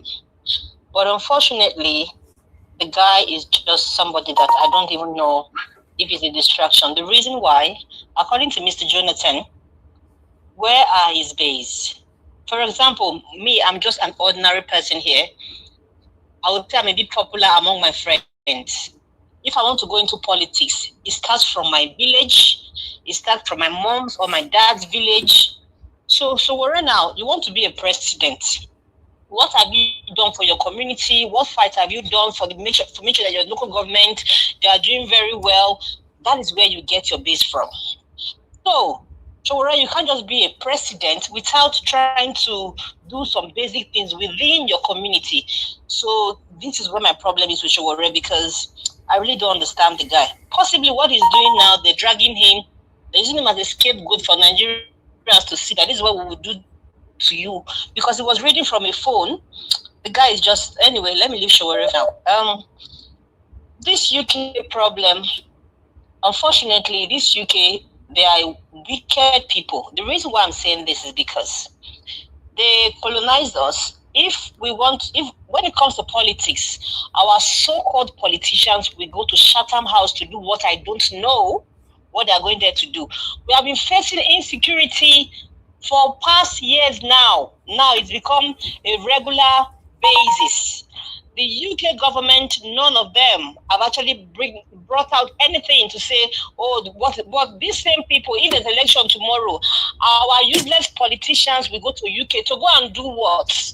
It's even America that is actually having meetings in their parliament trying to help us. So with UK, if you ask me, Mr. Elvis, help me answer this question with those in the comment section. What are our politicians going to do in Chatham House now that the same country we are going through insecurity? They are just blind. They even invited Tinubu to sign our life away to give us more loans so that we'll be in debt for them. So I just don't want to say anything, but very disappointed with this UK and Nigeria relationship when people are dying, but they just don't have anything to say about it on a daily basis. And again, Shegumi, for them to arrest you already the way they did, how come Shegumi hasn't been called for investigation? Now, if I ask the question, now we know that Tinubu, we said he has fake question and he has a fake result and he did drugs, wherever it is, everywhere. But Tinubu has been using money to block this file that he doesn't want Nigerians to see. If I ask my question, the reason Tinubu is blocking this file, is it that he's not in Nigeria? What is he blocking? Because as a Yoruba man, I know Yoruba people, they don't play with their people. For example, Mr. Akerijo, what's the man's name? The one that brought Amotokon. Even they refused him to bring the outfit of security for his people. And he said, for the fact that we don't have state police, he fought for it. Because this is how Yoruba people behave. They don't play with their people. How come Tinubu is so quiet if he's a Yoruba man and these things, ballets, kings are being kidnapped in Yoruba land, and the so-called commander-in-chief is there and he's quiet? Is he a Nigerian? Is he a Yoruba? Is the question, because I don't understand. Because every day I wake up, one killing here, one killing there, and you don't hear anything from the president. Some reasons I ask my question, is he on house arrest that they ask him not to talk? We are in trouble. If we have a president that is a lame duck, but the people around him keep singing on your, what mandate are they standing on? When people are dying, look at the election just this weekend. Even the media, they should say, they keep saying, he won the election, but Yaga Africa said, oh my God, sometimes I just wonder if they are Nigerians. Because the way they speak, again, it's like Rufai is the only Nigerian when it comes to journalism. Because they don't speak the facts. Like the way journalists speak, they go and investigate and bring information to the people. Nigerian journalists, they go and get information from the politicians and sell wrong information to the people. Their job is, they are meant to go out there and educate us to know exactly what we need to know. But now, that is why sometimes I rather watch News Central, because they are the only news station now at the moment that they don't have this partisan people like Abati that behaves as if he's talking for APC. And sometimes when I go on Arise News, I just switch off to something else because it's very heartbreaking that the news stations we have that are the problems of Nigeria. Thank you, Mr. Elvis. It's just heartbreaking. Thank you. Yes, ma'am. Thank you, ma'am. Okay. I can see some of you were trying to call in as well. I need to quickly take this here. Ogashimize, you are calling back again. I don't know. Okay, let's see if we can hear you for the last time. I'm just going to give a try this time. If we cannot hear you, then sorry about that. Are you there? Ogashimize, you are not talking. No, your network is bad. It's bad. I don't know where you did, man. It's very bad. Okay, I would like us to take this statement from Peter Obi quickly. Then we'll take it from here. Please bear with me, guys. Let me start from. Oh God. Ogashimize, you are messing up this broadcast right now. I don't know where you did.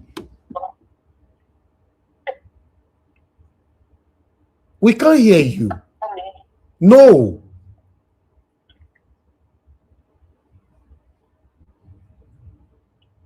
We can't hear anything. We can't hear nothing. May not be like say I don't want to pick your call. We are not hearing anything. Your network is bad, very bad. The cove where they come off for there, so that people can hear you. But meanwhile, I would like us to take this one quickly. As you can see from my principal, Mr. Peter Gregory Obi, he said, owing up to leadership failures and political responsibility. This morning, I listened to the British Prime Minister's speech announcing his planned resignation in July. As a keen observer of global politics, my primary interest lies in examining what successful nations do right and the structural factors that cause others to lag or struggle with governance and development. The Prime Minister's planned resignation comes amid a mounting public frustration over a stagnant economy and worsening cost of living crisis and perceived failure to honor key campaigns pledges. Then it went on, So I'd like us to, okay, there you go. Looking inward in our dear country, we can recall our own situation before 2015. Our president on several occasions championed the call for the then President Goodluck Jonathan to resign over economic hardship and insecurity affecting Nigerians. During the Chibok school kidnapping incident, he demanded the immediate resignation of President Jonathan, arguing that the government had failed in its most fundamental duty of protecting lives. During 2023 election campaign, President Bola Ahmed Tinubu made several promises, including improved electricity supply. He also challenged the electoral not to vote for him for a second term if he failed to deliver on those commitments, particularly in providing stable power, fighting corruption, and improving the welfare of Nigerians. Then Peter Obi went on, unquote. He said, at present, however, these conditions have worsened. Electricity supply remains unreliable. Insecurity has intensified in many areas, including kidnappings, and economic hardship has deepened rather than eased. Similar concerns are reflected across other critical sectors such as security, infrastructure, transportation, and anti-corruption efforts, all of which have regressed. We are in the worst possible condition. I therefore join Nigerians of goodwill in calling for the resignation of the president over monumental failure, woefully, I added that to read myself, in governance. Such a gesture would help enthrone a political culture rooted in accountability and responsibility. Rather than further entrenching impunity, it would also send a powerful message that public office is sacred, trust, not an entitlement, and help build a society in which future leaders understand that failure carries consequences. Only by ending the culture of impunity can we secure a better future for the society our children will inherit in a new Nigeria that is possible. Paul, Peter Obi. Now I write this one. I like this. Peter Obi joining people like me and other concerned Nigerians to tell Tinubu to resign with immediate velocity. This cause obviously will be in vain. Yes. But I like the fact that he put a voice to it. I like us to start talking. I already have one person on the panel. So, Mr. Alabo, please talk to us. Good evening to you, my brother. Thank you, my brother, for what you do. God bless you for your consistency, for keeping it up and keeping it burning. You will never labor in vain, my brother. You will reap the fruit of your labor. This situation will not frustrate you, will not make you to give up, because you believe in a new Nigeria. That is why you are out here every day anytime, any day they call on you, you are always there. God bless you for what you do. A new Nigeria is coming, and that new Nigeria is possible. To everyone on the comment section, please, if you have not used the like button, please help us. If you are watching from the TV, just press the center of your remote button. You will see an option for a thumbs up. And help us to share this. I always say, please put it on your WhatsApp status so that your friends, people can see this, what is happening. So our voices will go far. We are here to sensitize Nigeria, to awaken people who are still sleeping, because a lot of Nigerians are sleeping. Please help us subscribe to this channel. Help us like and share this program. There are a lot of WhatsApp groups that allows you to share link. Put it out there so that Nigerians will hear our voice. Thank you, everyone. Madam Peggy, Modi, God bless you, everyone. Aboazi, our big mommy Diaspora, my brother Black Panther, every one of you on the comment section. God bless every one of you. A new Nigeria is coming, and that new Nigeria is possible. Nigeria Watcher will take us to what is happening today with Showore before I come to what happened in the United Kingdom. I will take us to different direction from what we are seeing, because we are just seeing that Showore is arrested. But I want us to look at the corruption in the institution that enable this kind of things to happen. That is one thing I want to take our minds to. And what is that thing that is happening? Is it the case of Showore you're saying? You may think it's just let us arrest him, but it's the corruption in the institution. Remember years ago, Showore raised this allegation of top hierarchy people that DSS will carry to court, that each sitting they come to take those people, the cost of it alone is about 500 million. If some of you will understand this. So sometimes you see, you will be saying it's a misplaced priority. Yes, I will agree with you. But for these people, it's organized crime where they make their money. Because you ask yourself, what is happening? This person has a questionable character. What Showore is saying that Tinubu is this. A man who forged certificate, what do you call? A man who lied to Nigeria, what do you call? He has committed this act. And whatever thing, the way he is, till today we don't know the identity of who is our president. But because the institution want to make money, is sitting for the judges, for the DSS to take him to court, cost Nigeria a lot of resources for an irrelevant case. But because some people in the institution, they just want to make money. If you look at the budget these people will bring to you to tell you the cost of attending court, then you will understand what I'm saying. Nigerians, until we realize this and wake up to face these people, these institutions that have failed to live up to their responsibilities, I will always say, it doesn't matter who appoints you. We can make reference to what is happening in other places. Is it in, as I'm talking to you, is it in Germany or we are here?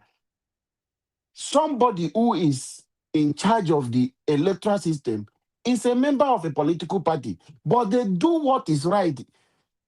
It will work for the people, not for his political party. You will belong somewhere, but that does not mean because you want to use the position to influence your own, to work it for your own political party. It doesn't work like that. respect institution, but Nigeria is a different thing.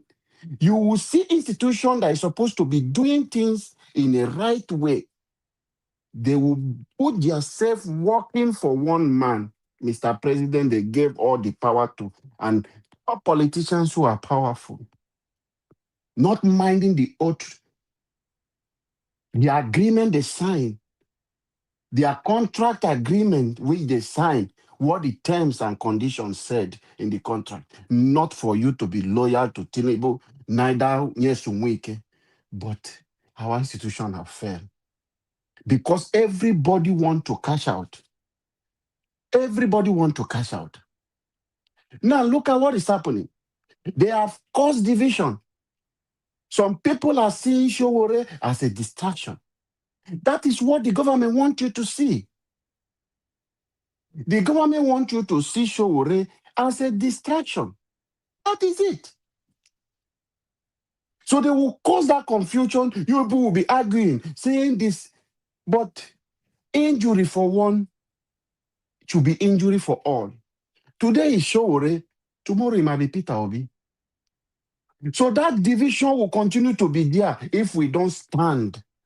Once it is this person, everyone come together and put our voice and stop.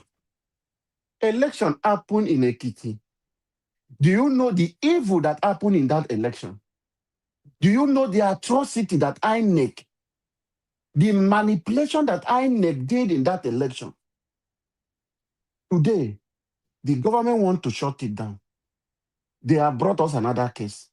And they want to cause that division. Now, people will be saying, some people will be saying, oh, because of this now, they brought Showore, they will not take the issue what Showore is going through seriously.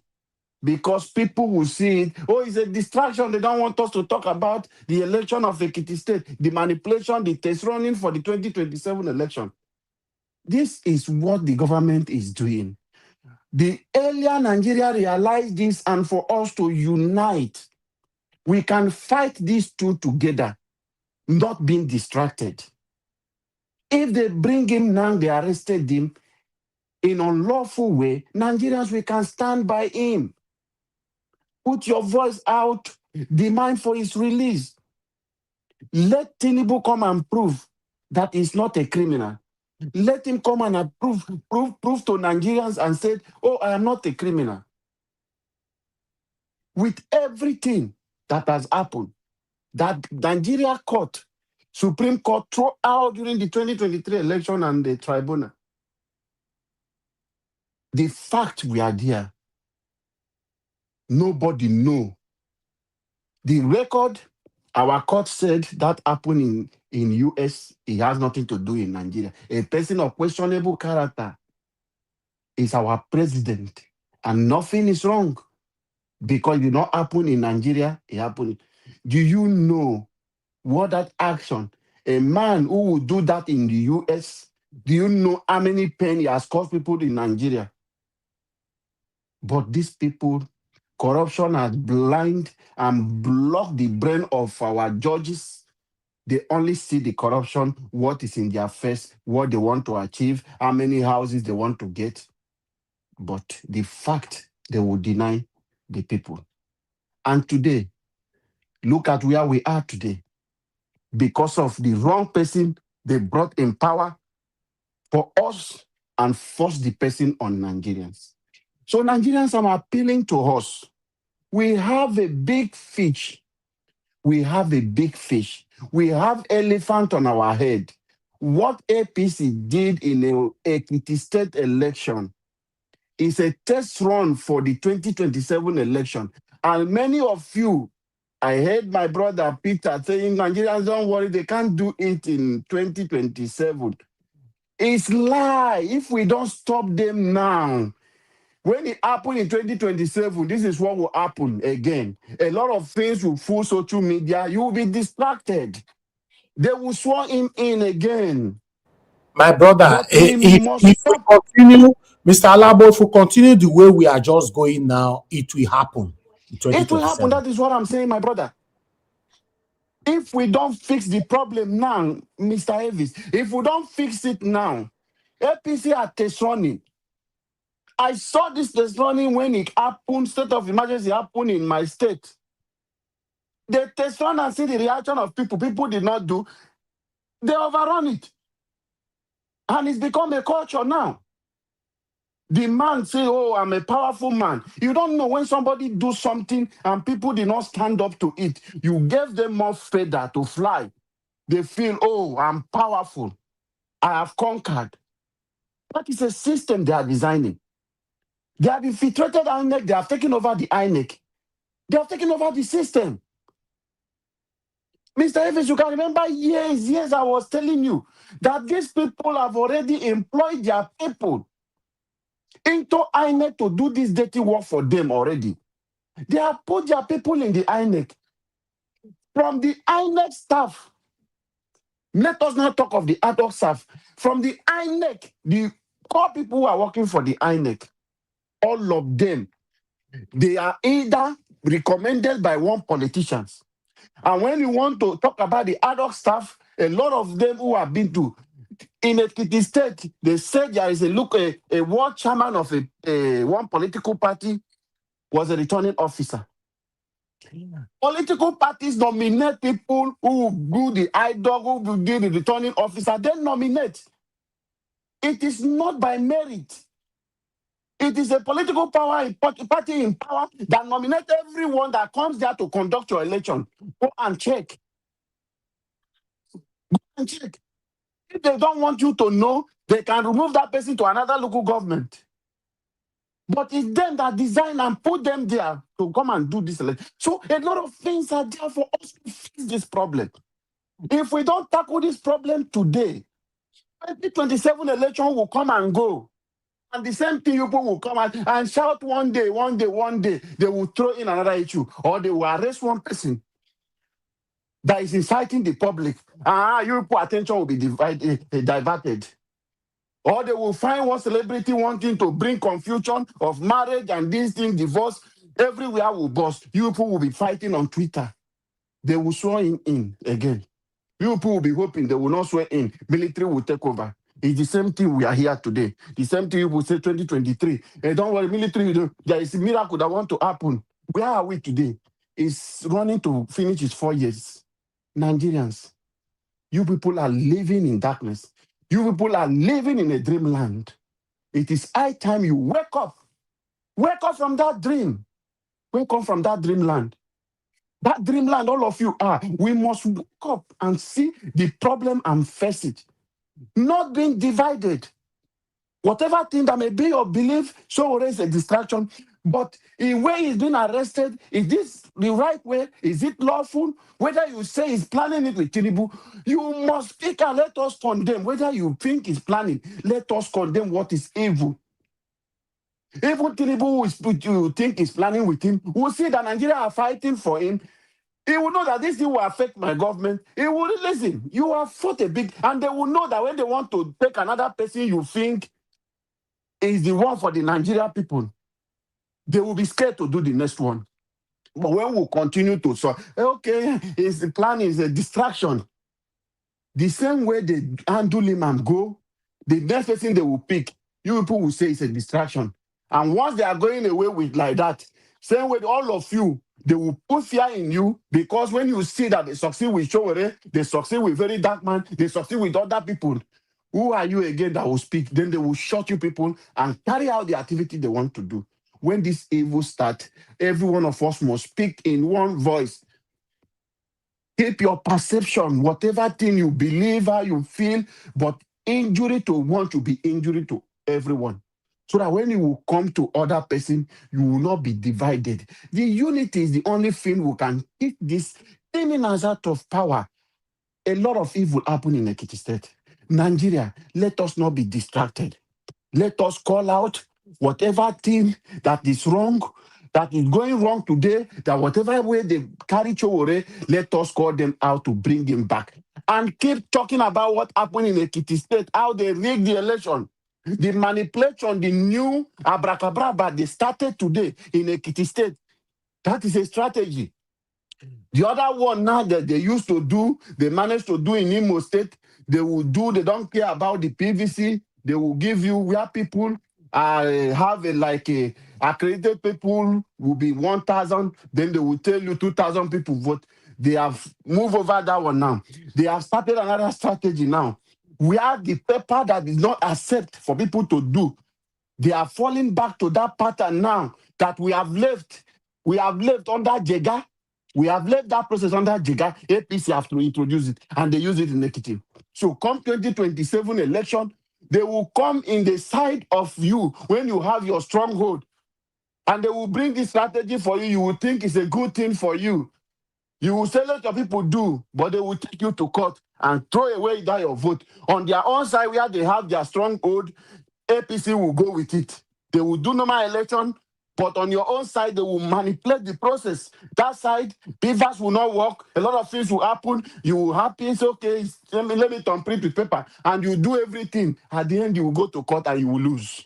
Because the electoral law did not back that kind of one. Nigerians, we must understand. This test running that APC is test running, they are testing the mic. They are seeing which one that will work for them. We cannot allow criminals manipulating the institutions, manipulating the process. Give us free, fair, credible election. Do something for the country that will attract people to vote and support you, not force yourself on the people of Nigeria. A man, the people saw him in United Kingdom, and they say, hey, the way the issue of Peter Madison you brought in, and Epstein, all those issues, drag this man. They say, how can you associate with people like this? These are issues that they begin to drag this man. The minister begin to see her. How can you be bringing this thing? People began to resign, and a local election came. Because of this kind of little thing, they lost the local election, councillorship, all those things. They lost it. And people lost hope in the person that is a leader. It's a simple thing. They did not say he stole money. Our own 200 million this thing is missing. A lot of money is missing. All the money intervention they have done for the electricity to pay Gensco, they've raised a lot of bonds for the Gensco. Up till today, the people say they have not received money. President Tinubu have raised 3 times. Billions upon billions, and the people have not received any fund. Where has the money been diverted to? A lot of things, questions from Nigerians to ask is not happening. They will wake up because they know that Nigerians know that we have short memories, but we accept that this is a way of life. We don't take things serious. We just ignore things that are very important, and they will come. For how many times President Tinubu have come to raise bond for these people? But yet, on this same issue, yet he has not paid Chichi. Where is the money going? You take money to buy Akara instead of you to use it for the Akara, but it's going for different things, not budgeted for. Nigerians, a lot is happening under this government. A lot of money is missing, unaccounted for. And everywhere is quiet. And this man cannot stand to say, oh, Nigerians, I have failed. Everyone, every APC member, all of them are defending. They will do everything possible to defend their party. Nothing they see that is wrong because they just want to remain in power. They just want to collect. And most of you are outside there because it is not your turn. That is why I'm talking about values. We have lost it. Our moral values, we have lost it in Nigeria. And people have welcomed corruption as a way of life. Everybody is hoping that one day it will be my turn. People now that inspire you are corrupt politicians. Can you wish your son to be like Yesu Wike? Because of what? How can you give birth to your child and wish that child to be like a Tinubu? We are growing up, you can't think of that. People disassociate with characters like this. But today, people wish their children to be like them. People that inspire people before we grow up. You talk of William Chester. Oh, I want to write this like this man. I want to be like Thomas Edison. Oh, there are people that inspired you. But today, criminals are the people that inspire Nigerians. They want to be, oh, I admire you. I won't be, you soft, oh, I won't be like you. Nobody cares how you are making your money. We have lost it. We have lost it. And if we don't correct this, we will continue in this manner. Nigerians, we need to unite. We need to come together and begin to drag this government. Come out and speak out. Even if you have 2 followers, Speak out, put your mic and your this thing on your face. Even if you don't want to put your face, use audio. Your message will go far. People will share that message, it will go far. It will go far for everyone. We need to begin to speak. Don't be fence-sitting. Enough is enough. If we don't fix it, come 2027 election from now, we will lose it. So everybody should wake up. Thank you, my principal, for calling him to resign. But however, he's a stubborn man. He's a stubborn man. He's not ready. But in Nigeria, politicians, they don't have shame. Not even a councillor that will resign, not to talk of a governor, neither a president or a minister. You have to force them. Even if you force them, it doesn't matter. Except it's the president that will tell minister, okay, go.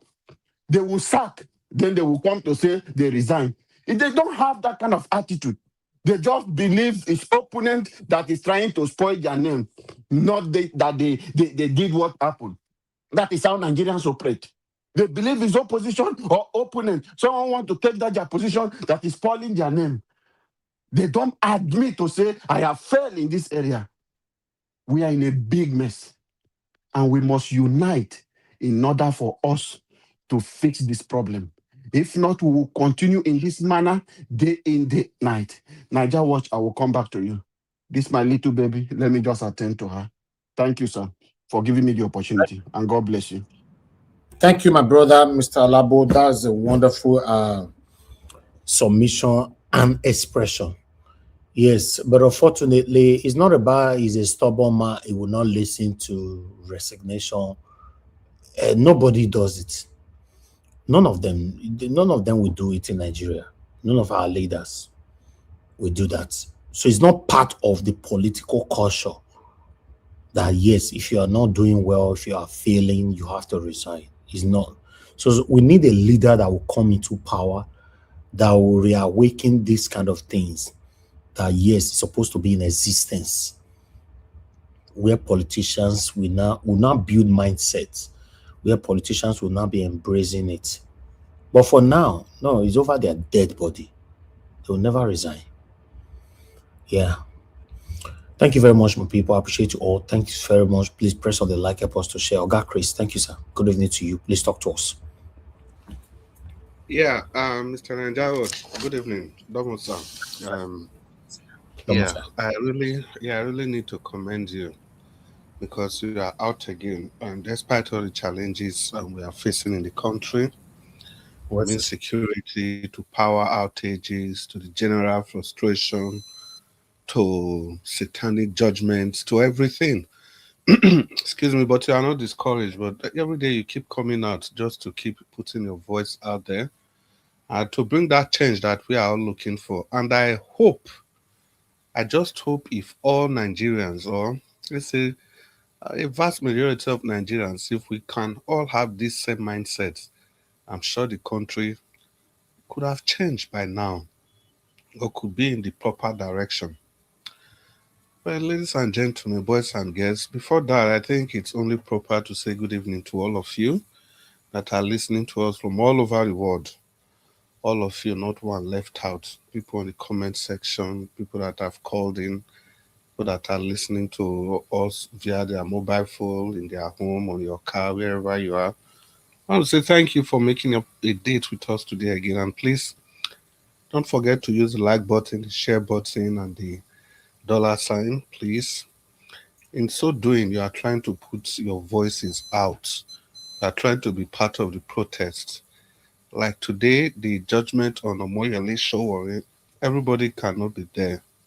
But there's a way you can protest, especially those of you that are in diaspora, those of you that are not in Abuja. One way you can protest is by sharing this broadcast, letting the world know what is going on in Nigeria.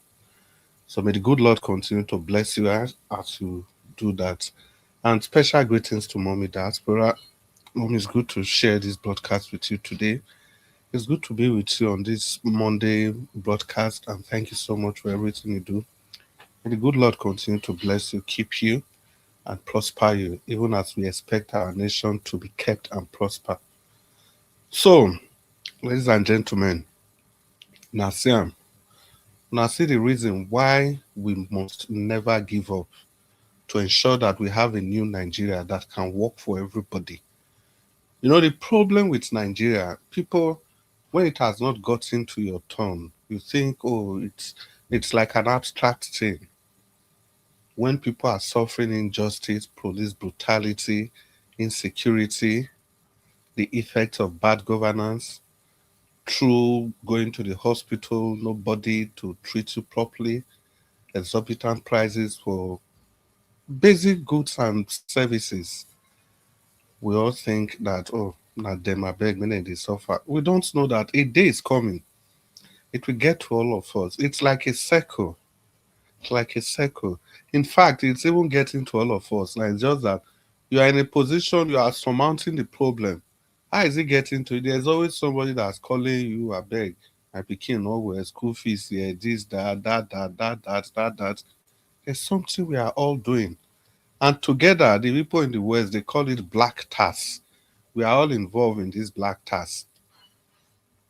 Because every single dollar you are sending home, you are indirectly funding the excesses of this government. You see all those, they say one politician steal 250 billion. Everybody go to shout for your mind now Nigeria money now they still not lie you. That money now all of us they contribute them. Because the effects of that stolen funds on the people in Nigeria, they are what you are paying for every time you send money home. To take care of somebody that has not gotten the fee to pay the school fees for their children or their ward. Because somebody has stolen the fund for education. Anytime you send money home for proper health care for friends, family, relations, acquaintances, you are indirectly paying what that Minister of Health has stolen. So at the end of the day, it's just like an early morning rain. It's going to drench everybody. And it will drench us down to the last cloth we are wearing. That's what's happening in our country. And the strange thing is that, when we look at the situation in our country, sometimes we are just looking at everything at the surface. I say this with all sense of responsibility. This is not to disparage the submission of what other people have submitted. Say it with every sense of responsibility. Why I say we look at things on the surface. Now, somebody called and person was trying to compare Nigeria with the UK. Now, the UK, they are not doing anything in Nigeria. Nigeria is not a country, for God's sake. Are we a country? Are we a nation? We keep comparing ourselves with standard countries where you have rule and order, where there is accountability. The basic nature of humans is that when humans, if they have the opportunity to step outside, they will. That's why you have rules and regulation. In our system, there are no consequences for anything. Look at the last administration, all the evil we Buhari and the people commit. Nobody is being prosecuted. The only people that are being prosecuted are the same people that are against this government. They are the only people that are being prosecuted. Okay, how can you explain that Emefiele stole so much? And there is evidence that some of these funds that Emefiele stole, or the things they are accusing him of at least, these were ordered by the president. And they came up with a propaganda that the president's signature was forged. The other people associated with Emefiele, where are they? Like I keep saying, if you ask their name now, nobody go know. Even me, I don't go know. But Emefiele be the poster boy. They had a petroleum minister, they accused the of 10 trillion naira. Now they brought somebody, another person, Mela Kiare, that one went away with 210 trillion naira. Propaganda, lies, half-truths. So accountability is what encourages things like resignation. In a country where you are not accountable to any person, why will you resign? Why are we expecting any person to resign? Even our principal calling Tinubu to resign is just to put it there for the record. Just pressure. At least let the world knows where he stands on this issue. But apart from that, Tinubu is not going to listen to a report that was put out by a press release that was put out by opposition party. No, now wait, make them begin to dissect that press release. They could not wait. Make them begin to dissect them. Now go see say everything a joke. Why we Tinubu of all people? How? As how? As they used to say in the social space, as how? Say things are not going well, he go resign. See, you have a dead president. Somebody was dead for 6 months. They fly and go UK. He came back, he didn't resign. While he was there, he didn't resign. We all saw his picture, how ill he was, how sick he was. He continued to the rule from a deathbed. Then you are expecting resignation for somebody that is fit. And again, your political structure, our political structure, the way it is, how is somebody going to resign when, if you go to the center, you are actually not just yourself, you are representing your people or the geographical space that you came from? Somebody was saying Christopher Musa should resign. Why? Why is he going to resign? So that the people from Kaduna South, when they represent, waiting those one go talk. We send our Peking go government, he come, get sense. The same thing goes to every other elected position. Now, the third position is for the South. Tinubu for the South, South, for the southern part of the country. And now the Southwest, somebody from the Southwest is representing people from the South. So Tinubu go resign. Then what they call his name? The number one Boko Haram sponsor, Shetima, go continue. We could check and let's be realistic. So Tinubu go resign, he go give power to the North again, Northeast. Kanurima for that matter. Where Fulani people they wait. Fulani cannot tolerate a Kanurima in power. When we dey realistic now, now make somebody call our country zoo instead of we to interrogate the reason for that description. Everybody they say, no, God forbid, it's not my portion. The country I am is not a zoo. The thing where they happen for Nigeria, the thing you people, the things all of us, we are all tolerating in that country. Can those things even happen in a zoo? In a zoo, there is order. In a zoo, in short, in a forest, in a jungle, the weakest of the animals do not lead the strongest. It is always the strongest and the best that leads. In your country, who are the people that are leading you? People that don't have record, history, no certificate. Where is the evidence that Tinubu is even in Nigeria? None. The old school way in saying go, it could not, none of them. They could not be traced. The highest evidence that people even got is his Guinean passport. Passport that shows that he's from Guinea. And the man is continuing there. Unabated, unhinged, undeterred. It's continued. There is somebody that went through, look at everything he went through from the Chicago scandal to everything. Then you're expecting him to go there and resign. Even local government chairman, even local government chairman, no, they resign. So the president resign. See, that is not the system. That is not how our system is. It will not work like that. We need to face reality. If it comes to governance, let's face reality and call it the name it should be called. Now, let me ask everybody. For 10 years, yes, 10 years now, the UK, they've had like 7 prime ministers. Okay. When I don't hear say, after any prime minister resign, have you people heard anything like, okay, now somebody from Nottingham, now I be president, or they go replace him with somebody from Nottingham? Or now power go need to go to maybe even leave that one. It's not even possible. I don't say no. The person wey dey there. Our rotation. I don't say Kestama na British person na English. Now from Ugbo wey dey Nottingham. Make the other one go Scotland. The power now na Scotland. Now get power. That's the biggest setback we have in Nigeria. Or ways now.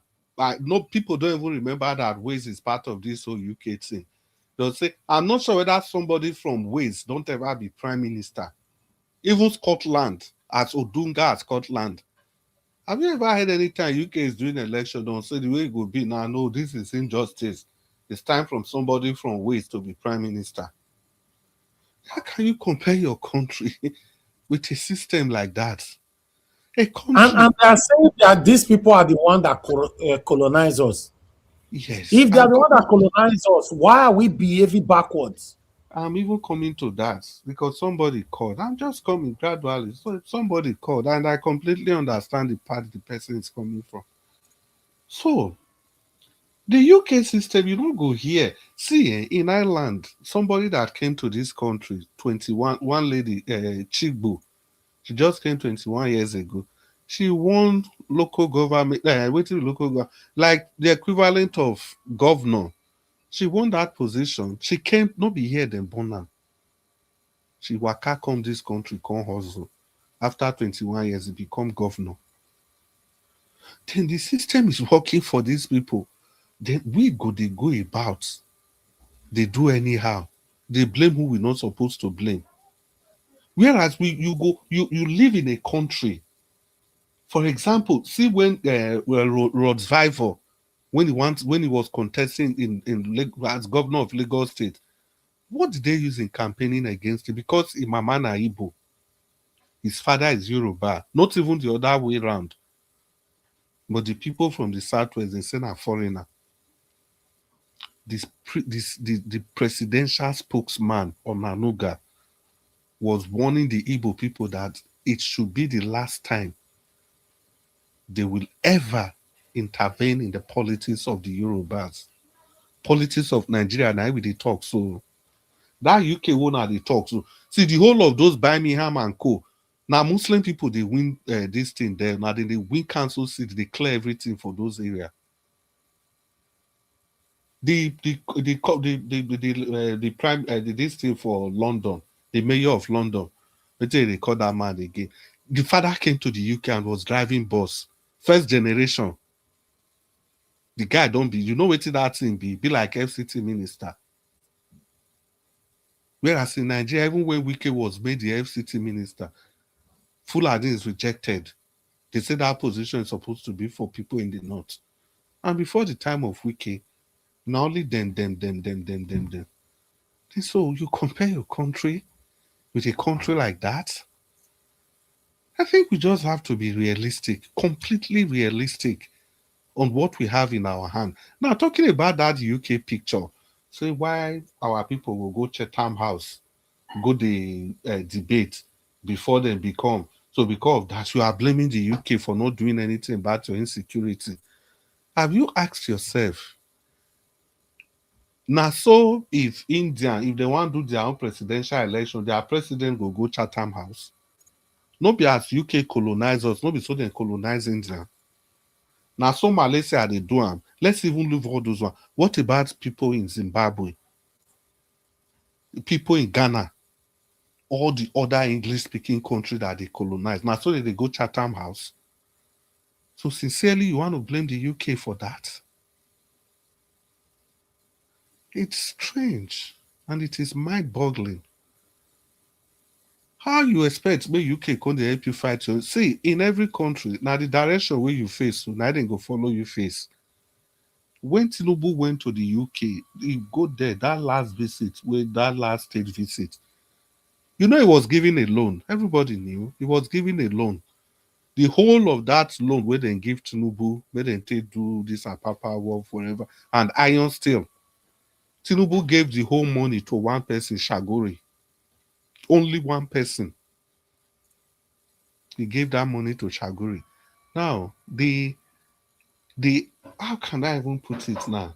About 40% of all the total funds that we have expended in infrastructure, now only Shaguri, now I get all the contract. The rest 60% now to the remaining Nigerians. So now UK go come help you do that one. Go come the Tinubu say, do your contract well, not do this one well. No. Okay, the Ekiti election, maybe we just not go far. The Ekiti election that just finished. You saw a governor contesting, they throw bread. People you want to contest, you are throwing bread to them like dogs in the streets. No human dignity. See, if that one happen, if it happened for this country where they criticize, in short, maybe we not even talking, not go fear happen. Even charity, people where they go collect food for charity, they still treat them with dignity. We will talk of people where you want govern. Some people they say somebody the lady will collect 15,000. You can blame her as you like. But Mula, don't forget they have impoverished these people. That's not to make a case for bad decision or whatever. In short, countries where you go they blame people say why will you collect money for votes? Now, advanced society or society where government is already taking care of people. For society where you don't dey shop wetin you go chop. See, for me, I'll be the last person to blame the common man on the street. The man these policies are affecting. Forget, say people are able to support their family. There are some families, nobody to support, nothing. I've told you, I've seen people lose their children for as small as 300 naira.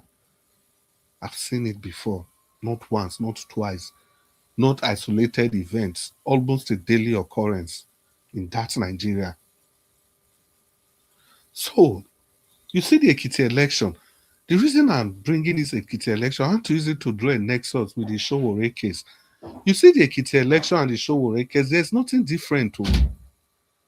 There's nothing different. In as much as we can blame people, say they not protest for that Ekiti election, in the same vein, we still need to blame the politicians that as at now, nobody, none of the leading opposition figures, they have not saying anything about that Ekiti election. The way the election was rigged, the manipulation and everything, they've not said anything.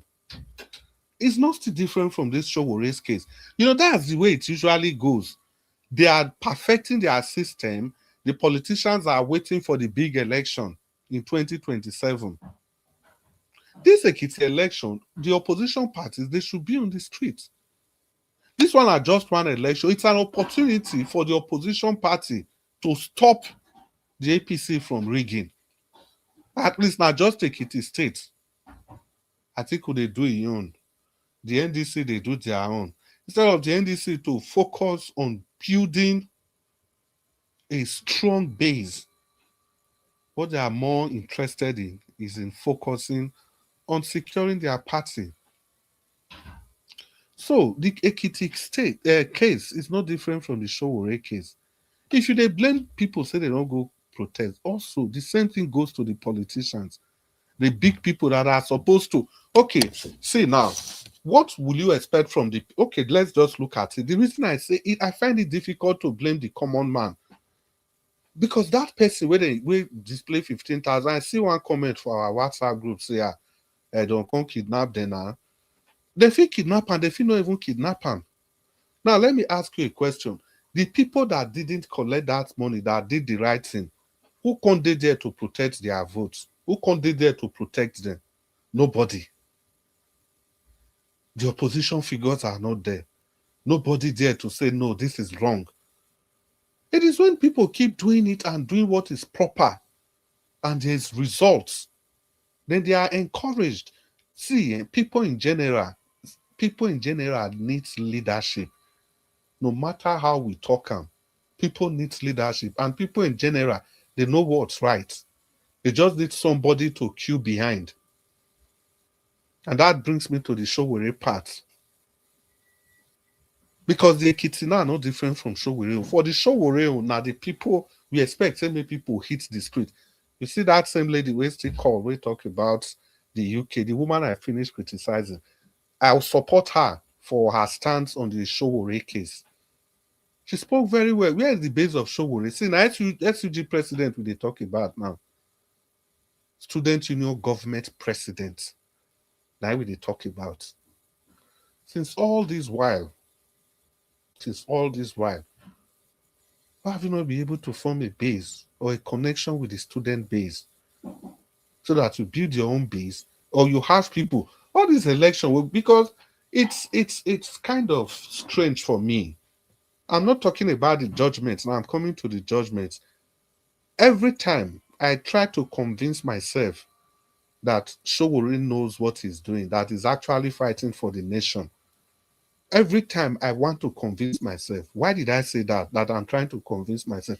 Can any person actually explain to me that how comes it's 2019 that Showore first came out? He started his campaign around 2017 or thereabouts. That he first came out. Till now it has been 10 years. He no still get one councillor. There's no one councillor or local government chairman or member House of Rep or member in the Senate as at now, 10 years later. People that can champion whatever he's talking about. Because as the arrestants, even if people dey street, he member for Senate, he member for House of Rep, those one go put up motion. So that's why I try to convince myself if he's really into this game. But whether he's a bad person or not, no, Showore is not a bad person. No, I don't even think of him like that. I just think he's just a self-serving person now. Because look at now, every election, even stagger, especially from Ondo State. I reckon it's from Ondo State. Ondo election, I think it doesn't follow the regular election pattern. That's the governorship election, yes. Because I remember Mimiko was the governor there in Labour Party. It doesn't really follow the regular pattern. So the AACs ought to have been able to put some strong foot there. Share these votes there. And in the general election, we've had 3 general elections since then. So by now, it's supposed to don't get anyhow you look at. But why is it that it's only the presidency? It's only that big slots that he wants. Because imagine if he has been winning seat by seat since then the main election becomes more easier for him. That's on one aspect. Now, the second aspect, you are fighting for freedom. First of all, election they come 2015. You join these evil people, all of them, because none of them don't change. Oh, now so them be since. You join the remove governments that believes in the rule of law. But you kept saying that you were not part of it, but there are videos there. Let's even leave that one. Let's even forget that one. Let's assume say that one a mistake.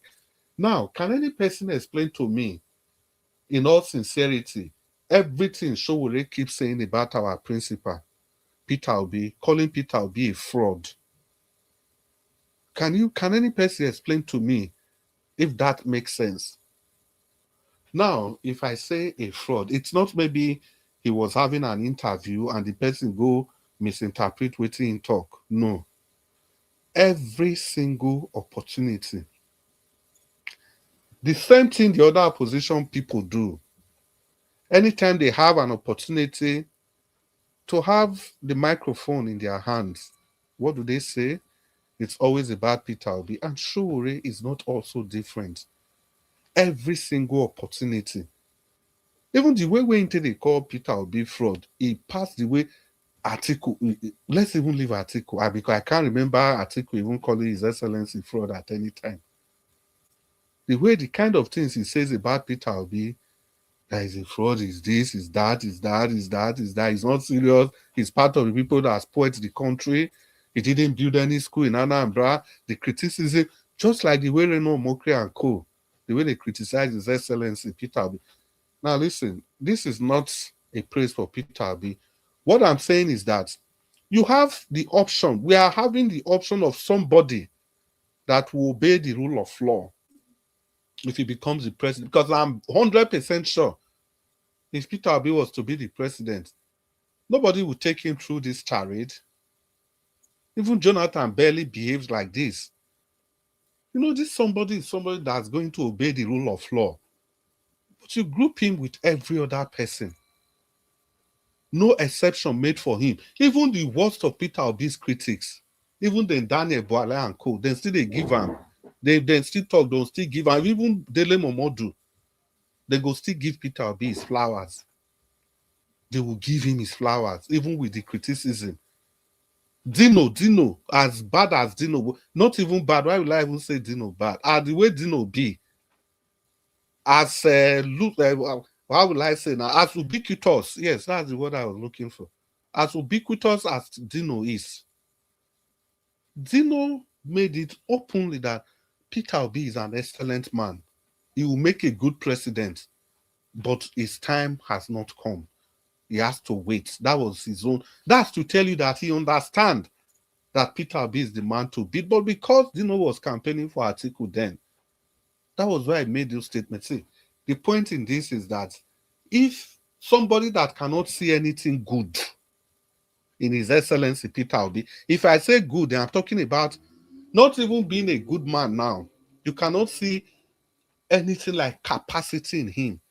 You cannot see anything good in his past governance. You are calling Anambra bullshit, nothing. Look at what, see, arguably the best governor in the country, Alex Otti. Did you hear what this man said about Alex Otti and co? To the extent the people in Abia State now then come by themselves, come and say, no, leave our Alex Otti. Not leave, we even leave the people. Are we all blind? Can we not say Alex Otti is trying? He still has something to say about Alex Otti. You can't say anything good in His Excellency Peter Obi. Nothing good at all. Nothing. So we begin to ask the question, if you want to be there, you are the best person for the job. But what are you actually doing to show that you are really serious for this job? What structure are you actually putting in place? Because after every electoral cycle, if you lose, you go back, you become the chairman of your party. 4 years' time, if it is time to get the presidential candidate, you resign, they make you the presidential candidate, and you come back again. Nobody is calling you out for this. See, the point in all this, we can blame the system as much as we like. But which kind of a system would this man even set up? And you are even you are going against people that can allow the rule of law to reign. People that can give justice to everybody.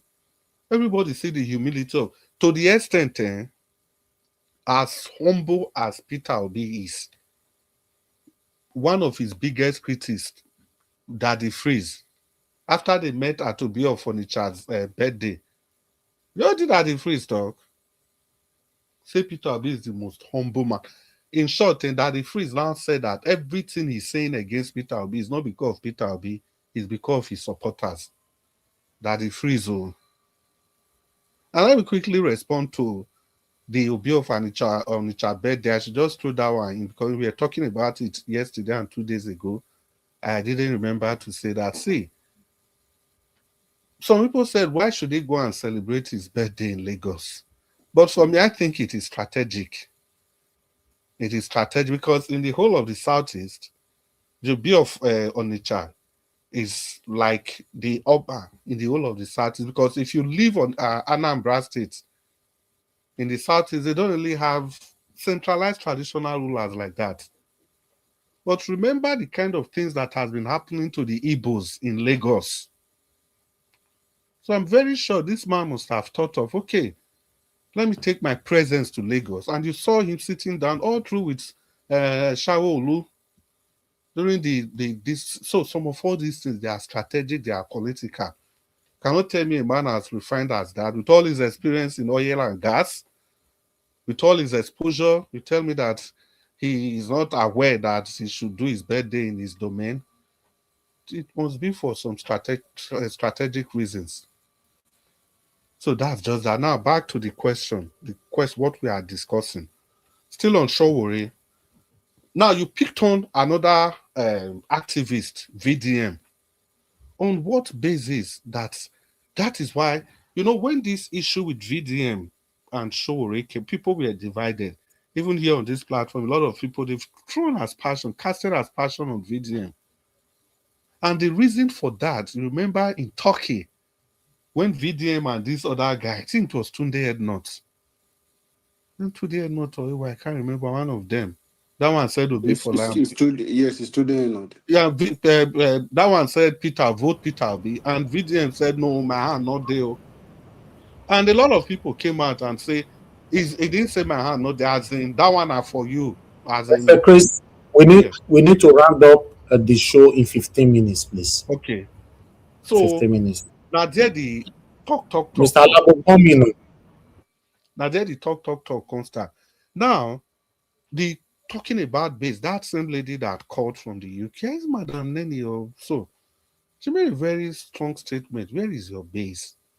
Why on earth will Showore and VDM, why can they not agree if it is about Nigeria? I would expect that both of them ought to work together for whatever it is, because as this thing happened now, imagine these guys then be team. The reason I'm bringing VDM in, I'm talking about people that have real organic supporters. Peter Obi have real organic supporters. You are against Peter Obi. VDM has real organic supporters. The same problem. And these are the two major groups that attack the government, and the Kwankwasi are people. Now there's problem with these two groups. I just left out the Kwankwasi. So as this thing happen now, where the base can dey? Because imagine, even if you people are not in good terms, but not be all these social media fights. Let it even be known that you are all fighting the same cause. Excuse me. So that as this thing happens, so it not go hard. Where people go enter street, or people go campaign, or people go protest, or people not go protest. So everything in all, it's a very complex situation. But in going forward, the handlers of Showore, the handlers of video, all of Funa they listen, even with the obedient. I beg, if the goal is Nigeria, we all ought to find a way to work together. No matter how pained we are, let's make the goal Nigeria. I'm speaking directly now to the judicial system of our country. What you are doing is devilish. A lot of people have done it before, and those same people, they have become consumed by that system. They're so protected. Today, Showore, you guys are doing it too. Tomorrow, it could be your brother, it could be your uncle, it could be your niece, your nephew, your wife, your husband, your children. This man is fighting for a Nigeria that can work well for everybody. Let's obey the rule of law. Let justice be the determining factor in everything we do. Who is found guilty should be sentenced appropriately. Nobody should be bigger than the rule of law. If you have not found any fault in this man, please let him go. Tinubu. Make una let this man be, for God's sake. The world is watching. Good evening, everybody. Thank you, my brother Chris. Yeah. Hope Tinubu is listening to you. That is how many minutes we get? I think give us 15 minutes. Yeah, well, I don't use like 10 minutes. So maybe just quick. If we say we talk for 2 hours. Okay, let 2 minutes start now. Let it start now. Okay. We jar of 2 minutes on top. So 15 past 10, we'll hand over to you. Thank you, sir. My brother Chris, my own concern is the division. If we are divided, it will be impossible for us to do anything to get this country work. My appeal to the Nigerians is for them not to be distracted. If you feel Showore is a distraction, look at what they are doing to him. Is it right? That is one thing you should ask. Then another one, you look at the injury. Today is happening to Showore. It might be your brother tomorrow. So that is my own concern. So when it's happening like this, I'm talking, man. When it's happening like this, let every one of us put our voices out and condemn the evil. If we don't condemn it, it might happen to your brother tomorrow, like you said. Because if we keep quiet, please, just speak. This woman is talking while I'm talking. Yeah, it's not talking while you are talking. It's only telling the judiciary to do the proper thing. The children they know it in the happen. No? She's just adding her voice to the discussion. Well, like I was saying, let me just piggyback on what Alabo was saying. For whatever it is, we can't think Showore as a distractor per se. Personally, I don't believe that is, some people are trying to paint a theory, then they use no. I think Showore is I don't see him in that category, to be honest. But I just think the only problem, or the problem he has, is that being very ubiquitous. Is everywhere, here, there, here, there, here, there. Even my brother Chris, even if they use them, will you allow the government to buy them? No, that's exactly what I'm saying. That's why I'm talking to everybody. There's this system, man. I don't really think it's about Nigeria. There's just this system with black people in general. That is, if that thing never touch you, if it never affect you as a person, you will not recognize the pain associated with that. Nobody, if you follow me, argue am. I've seen the way many systems work. That is the origin of this social system where these Oyibo people, so where will they blame everywhere? That is the origin of their social system. The same thing with their tax. Let me count. You get where person go get money rich. If the person, they not go just allow everything go to a pikin like the children like that. Get the way where state go take some. They go use some, take do some funding. They go use some, take do this one, do this one. See, how can you explain?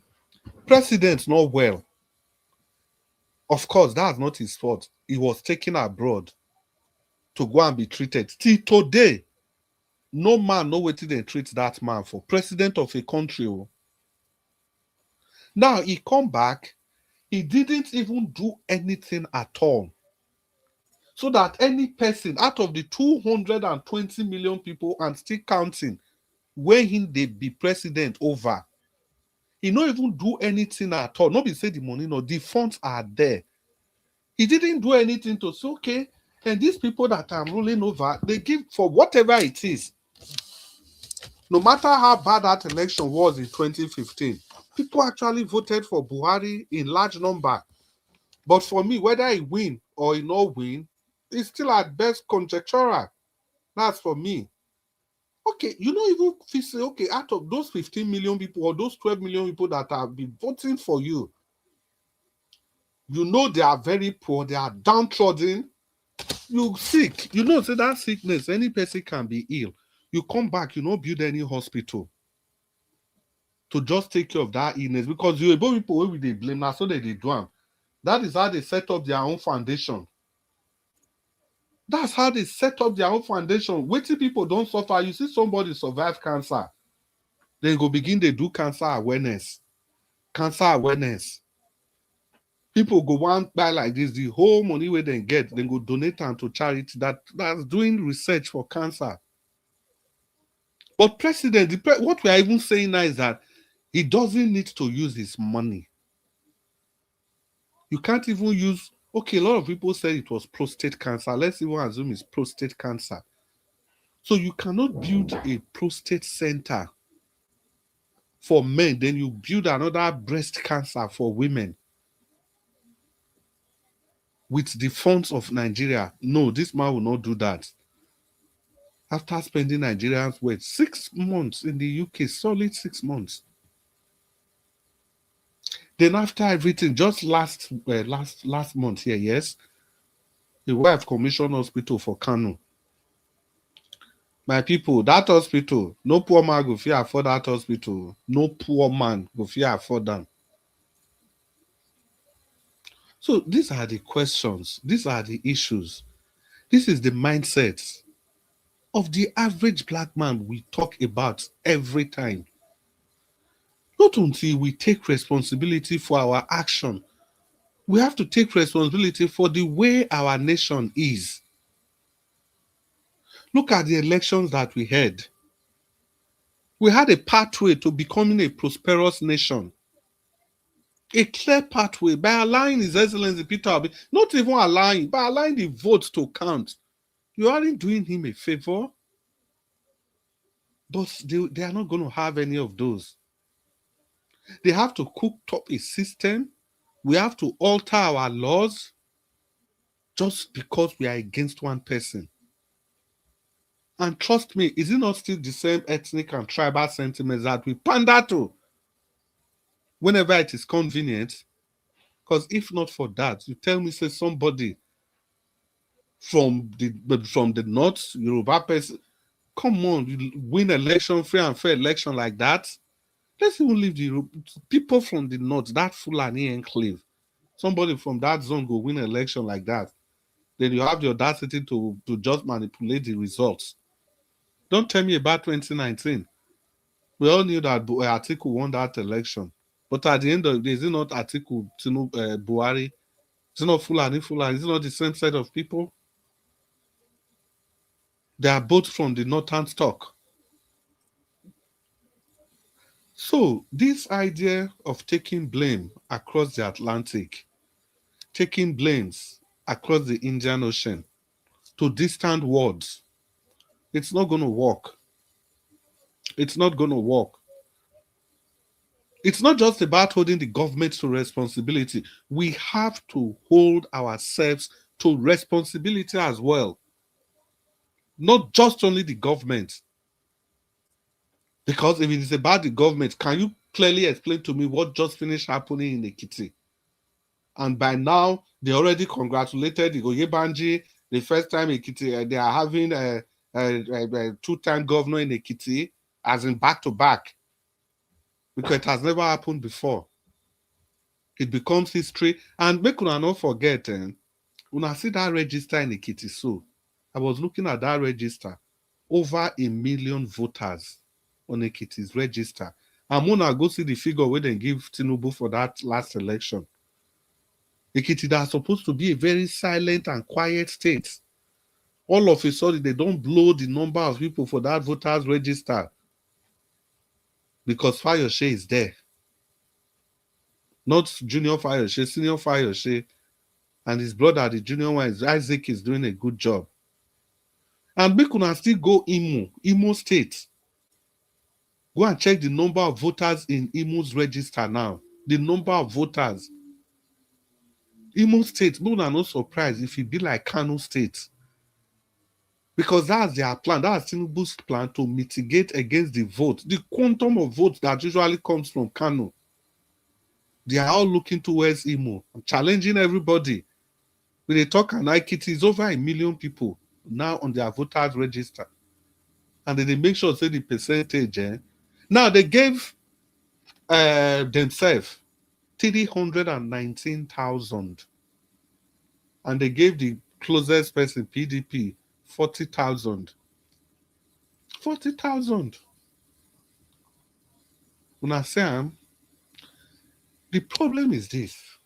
Ask yourself, even if the NDC, even if we were not contesting, couldn't it have been possible that we sent emissaries there, observers, people that would just see the way things work, people that can point out faults?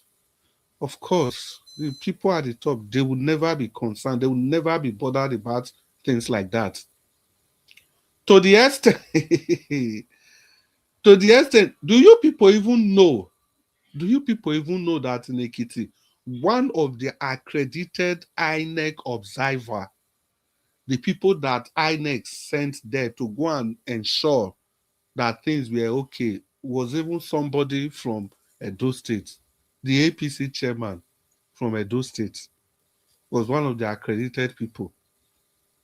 And all these things went silently. So make una tell me. So now those people, now they go come help una. APC chairman for Edo State, now then go come help una make sure say election dey free and fair. I'm talking to the PDP now. That were part and parcel of that election.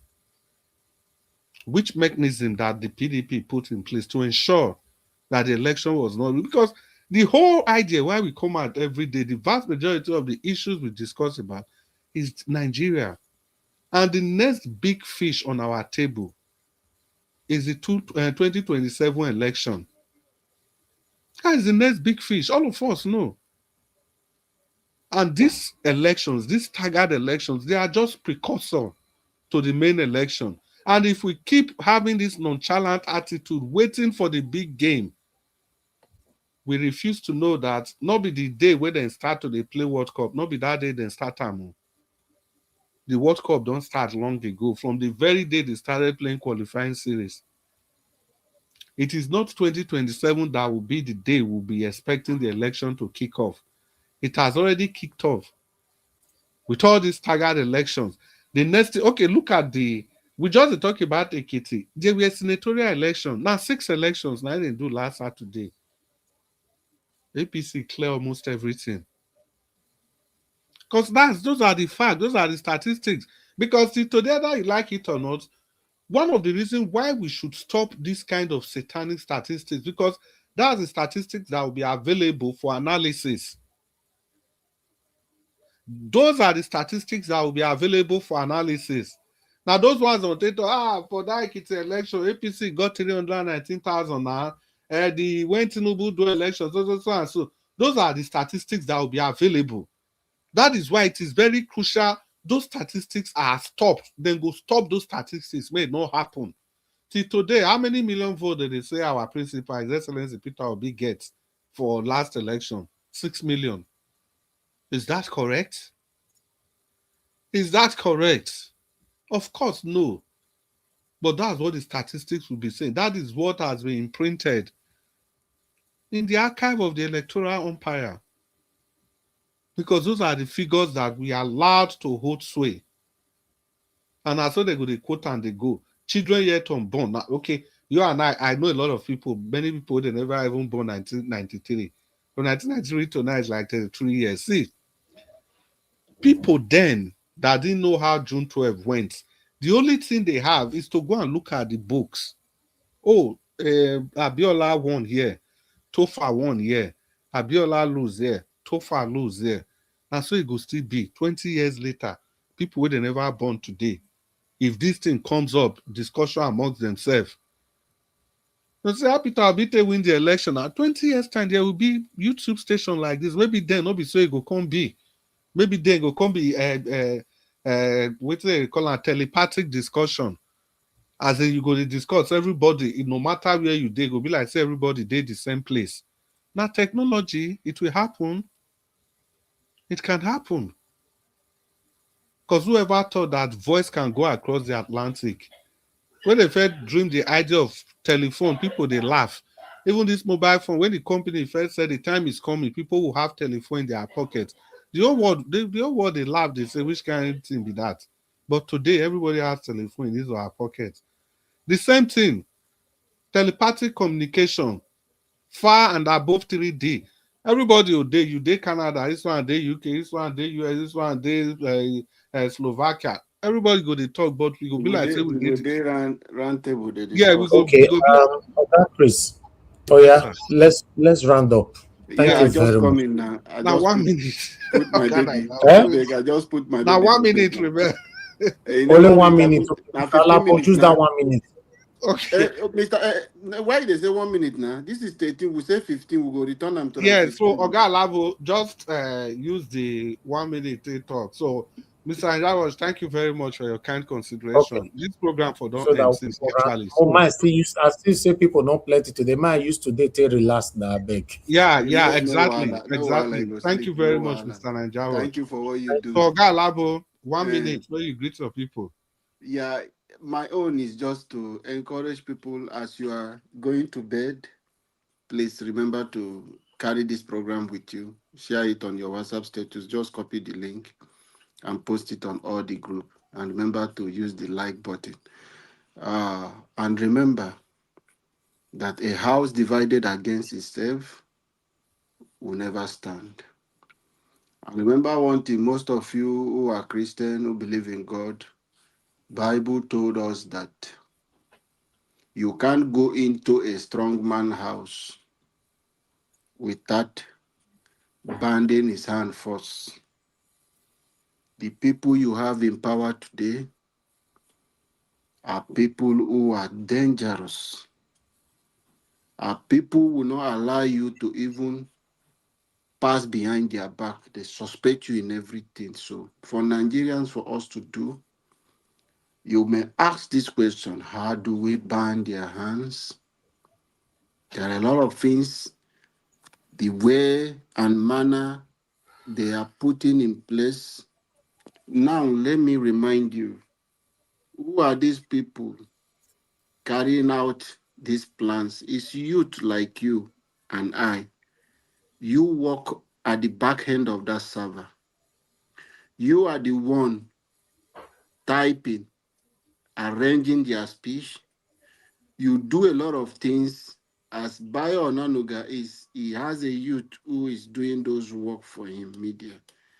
So they have people like you. Think about the future. Don't think because you are the corridor of Asurok, or you are working for the spokesman, or you are working for Yensu Wike, you've secured your future. No. You haven't secured it. Even your children, you don't know. So our brother always put it on this platform that evil you encourage today will work against you tomorrow. So for every one of us, don't think because you are APC member today. Allow So round up, oh, you don't they go. You know, now they wait for us. I'm talking now. Naija was they take coffee. He go come. No. I beg. I've got I beg. Round up. In they take coffee. Now Naija what you want go do that one for? He go waka come now. Go leave am for him. In they busy, they do know what in they do. Leave, no be our man. We know him. No be as I they talk now. You know, we will just come in. So Chris, don't worry about that. So whether you are APC member, whatever party you find yourself at the corridor of power, whether you are a PDP, Labour, you are working under Lesotho, or you are working under ADC governors, other political parties. That is not the end. Think about tomorrow. What is happening in the country today? You are in the right position to speak to your boss and say, the masses, because Tinubu avowed that he's not looking at social media because it will give him BP. So for you who are privileged to see him, speak truth to Mr. President and tell him that he has failed. Speak truth to your governor and tell your governor that he has failed. Send the message of the public to them. Because Buhari, throughout his 8 years, what he always told Nigeria is that I'm not aware. I am not aware. It means what is happening in the country, there are people who are there who deny them information. They bring to them the information, the newspaper they want them to see. I don't understand how they guard those people. Me, I can't say. But if I am a president, I won't allow you people to cage me. I will have a third force where will give me the outside information, outside the presidency, that you people will cook everything. So President Tinubu has failed the country. You who are working for him, working for these politicians today, that think you have secured your future. No, you will one day come to the street and cry more than Nigerians who are crying today. You can see the other guy mocking Isaac Fayoshe. He is mocking because today he's in APC. He thinks if you look at him, his life is not better. It might be small penny they are giving him in it. Tomorrow, the government of Odimbajo, what do they call him, of Ekiti State will go. That man will return back to the street. So the only constant thing in life is what? Is change. and this God Almighty. So, whatever thing you are doing today, do it and remember tomorrow, because the evil you fail to condemn today may work against you tomorrow. A new Nigeria is coming, and that new Nigeria is possible. Let us unite and take back our country. Thank you, Mr. Najawash, and thank you, everyone on the comment section. Thank you, my brother Chris. Thank you, everyone, and God bless every one of us. Good night. Najawash. All right. Thank you so much, Mr. Alabo. Appreciate you. Thank you, Oga Chris. In fact, I really do appreciate both of you coming to put your voice to this today. Our other panelists, they are now available today. So sometimes when this happens, in some ways, it's a blessing for me. So I'd like to end, although the conversation that both of you were having, I wanted you guys to have sufficient of delivery. Yes, that's why, just like Mr. Jonathan joining me sometime in the past, and he's just alone. I'll just let him talk and talk and talk. I think that have happened to Madarita, Augustine as well. Yeah, when the platform is congested, and you're giving people 8 minutes, and you and I know that 8 minutes is not enough for none of you. Especially someone like Mr. Augustine, Mr. Jonathan, Madarita, yes, but you guys can manage your 8 minutes sometimes. To be honest, anybody where they give 8 minutes for a year, not be 8 minutes when they talk. Mona go they check una uploaded videos. Mona go see them. And also, none of una they talk for 8 minutes. Just like Mr. Oduwa talked yesterday, I stopped him at 10 minutes, 50 something seconds, almost 11 minutes. I can see that it was still not enough for him. But in his mind, he might think that, it was exact 8 minutes I stopped him. Until I re-upload your video, you now see how long you talk for. Or you yourself, you can go back and play your video, time yourself, see how long you talk for. You now get to understand that 8 minutes, because even me myself, to stop you guys on the exact 8 minutes, sometimes you say, okay, make I add 2 minutes journal, make I add 3 minutes journal. But for that, you still hear some people will say, no. Mr. You can't come off for my minutes, so so okay. Yeah. So I appreciate every one of you, my people. Thank you so much for your wonderful submission. And the reason why we find ourselves here every day putting our voices out on this is because we can have a better Nigeria in our time. But if we have to be honest, it doesn't look like anything that will happen anytime soon. To be honest, I sound negative, especially Mr. Alabo that is always saying the new Nigeria is possible. Yes, amen. I want it to be possible, but it doesn't look like, because Mr. Alabo, if the election is rigged, I don't see Nigerians reacting. To be honest, we are just going to complain. That is why we are begging them to start now. To stop exactly. So I don't see them reacting, my brother, because you see, we'll just come on air and say Tinubu is a bad person, APC a wicked person, a wicked party. The other one an idiot. The other, then we'll just enter house, and that would be very, very unfortunate. Because asking me, will Peter Obi win 2027? Yes, I can say 80% he will win again. Yes, with the excruciating situation of the country, obviously a lot of people will stand behind him again. But will he be allowed to rule? That will become a problem. You see, so Nigerians are not ready yet. When you see people, we say that, Sowore is not a better person and all that. Somebody that is a voice for you, whether he's stable or he's not stable, he was treated that way today, and Nigerians are silent. It's crazy. For example, the day very dark man that will just see cash out now like chicken. You see some people come and say, hey, not my very dark man. Sometimes say the way they talk, I not too like him like that. They don't want to say, let me say I not like him, blah, blah, blah, blah, blah, blah. That's life, So you and I that is also talking here, God forbid will not get problem. Also say, sometimes not say the guy not the try or he's very, very consistent, but sometimes the way they talk, sometimes that's why we are the problem of ourselves.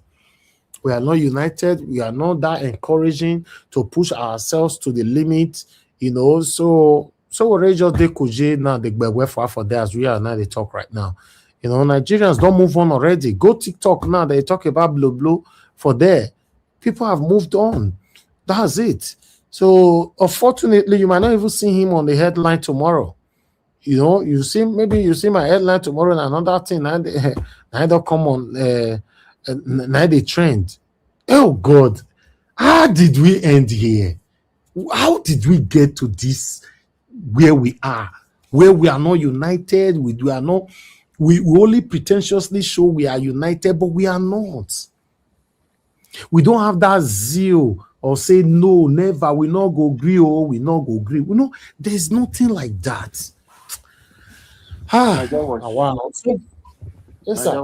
When you have time now, look at that interview of a researcher with Chemu and see if it is something worth. Who, when? Today now, it's part of, see that what I share for you now.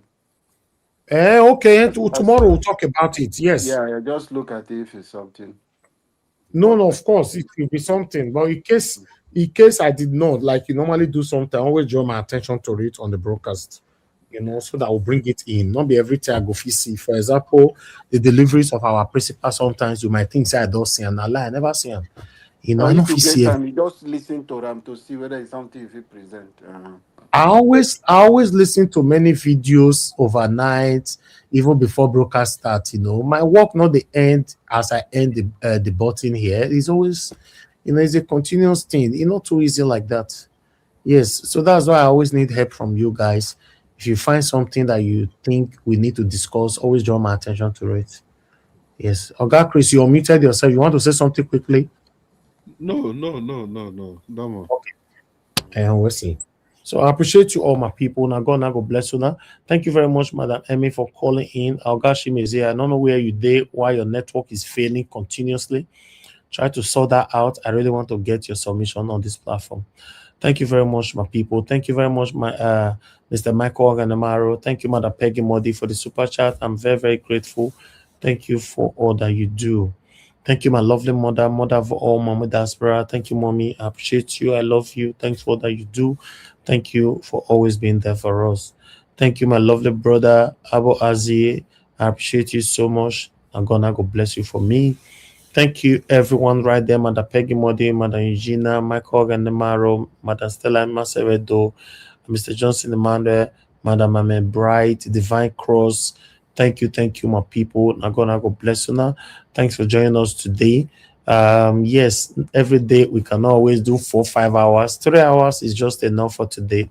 I deliberately leave it like this because the submission from my 2 brothers here is equivalent to a submission of 6 people. So that's why I allowed them to talk extensively, so that things that they have never got the opportunity to express over the weeks. Today made the talk, and since we don't have full panel.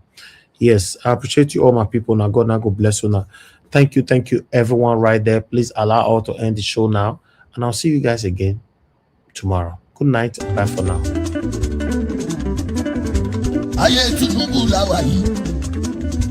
Babalako ebi ayé Tinubu la wà yìí babalako ebi gba mẹ̀kún nínú ìgboro ẹtún pa wá. Òrìṣà bó lè gbè ní ó bá ṣe bí mo ṣe bá mi. Ẹ̀fẹ̀ fi pa wá ẹtún pa wá dànù. Òrìṣà bó lè gbè ní ṣe bí mo ṣe bá mi. Àmánéjì nínú ẹbí Boko Haram tún pa wá. Àwọn bandit, àwọn lákàrà wa. Ẹ ò rí kan ṣe sí, ẹ wá sọ pé ìṣèjọba. Master of strategy, ilẹ̀ strategize. Díẹ̀díẹ̀, wọ́n ti lọ rìpọ́tù àkàrà.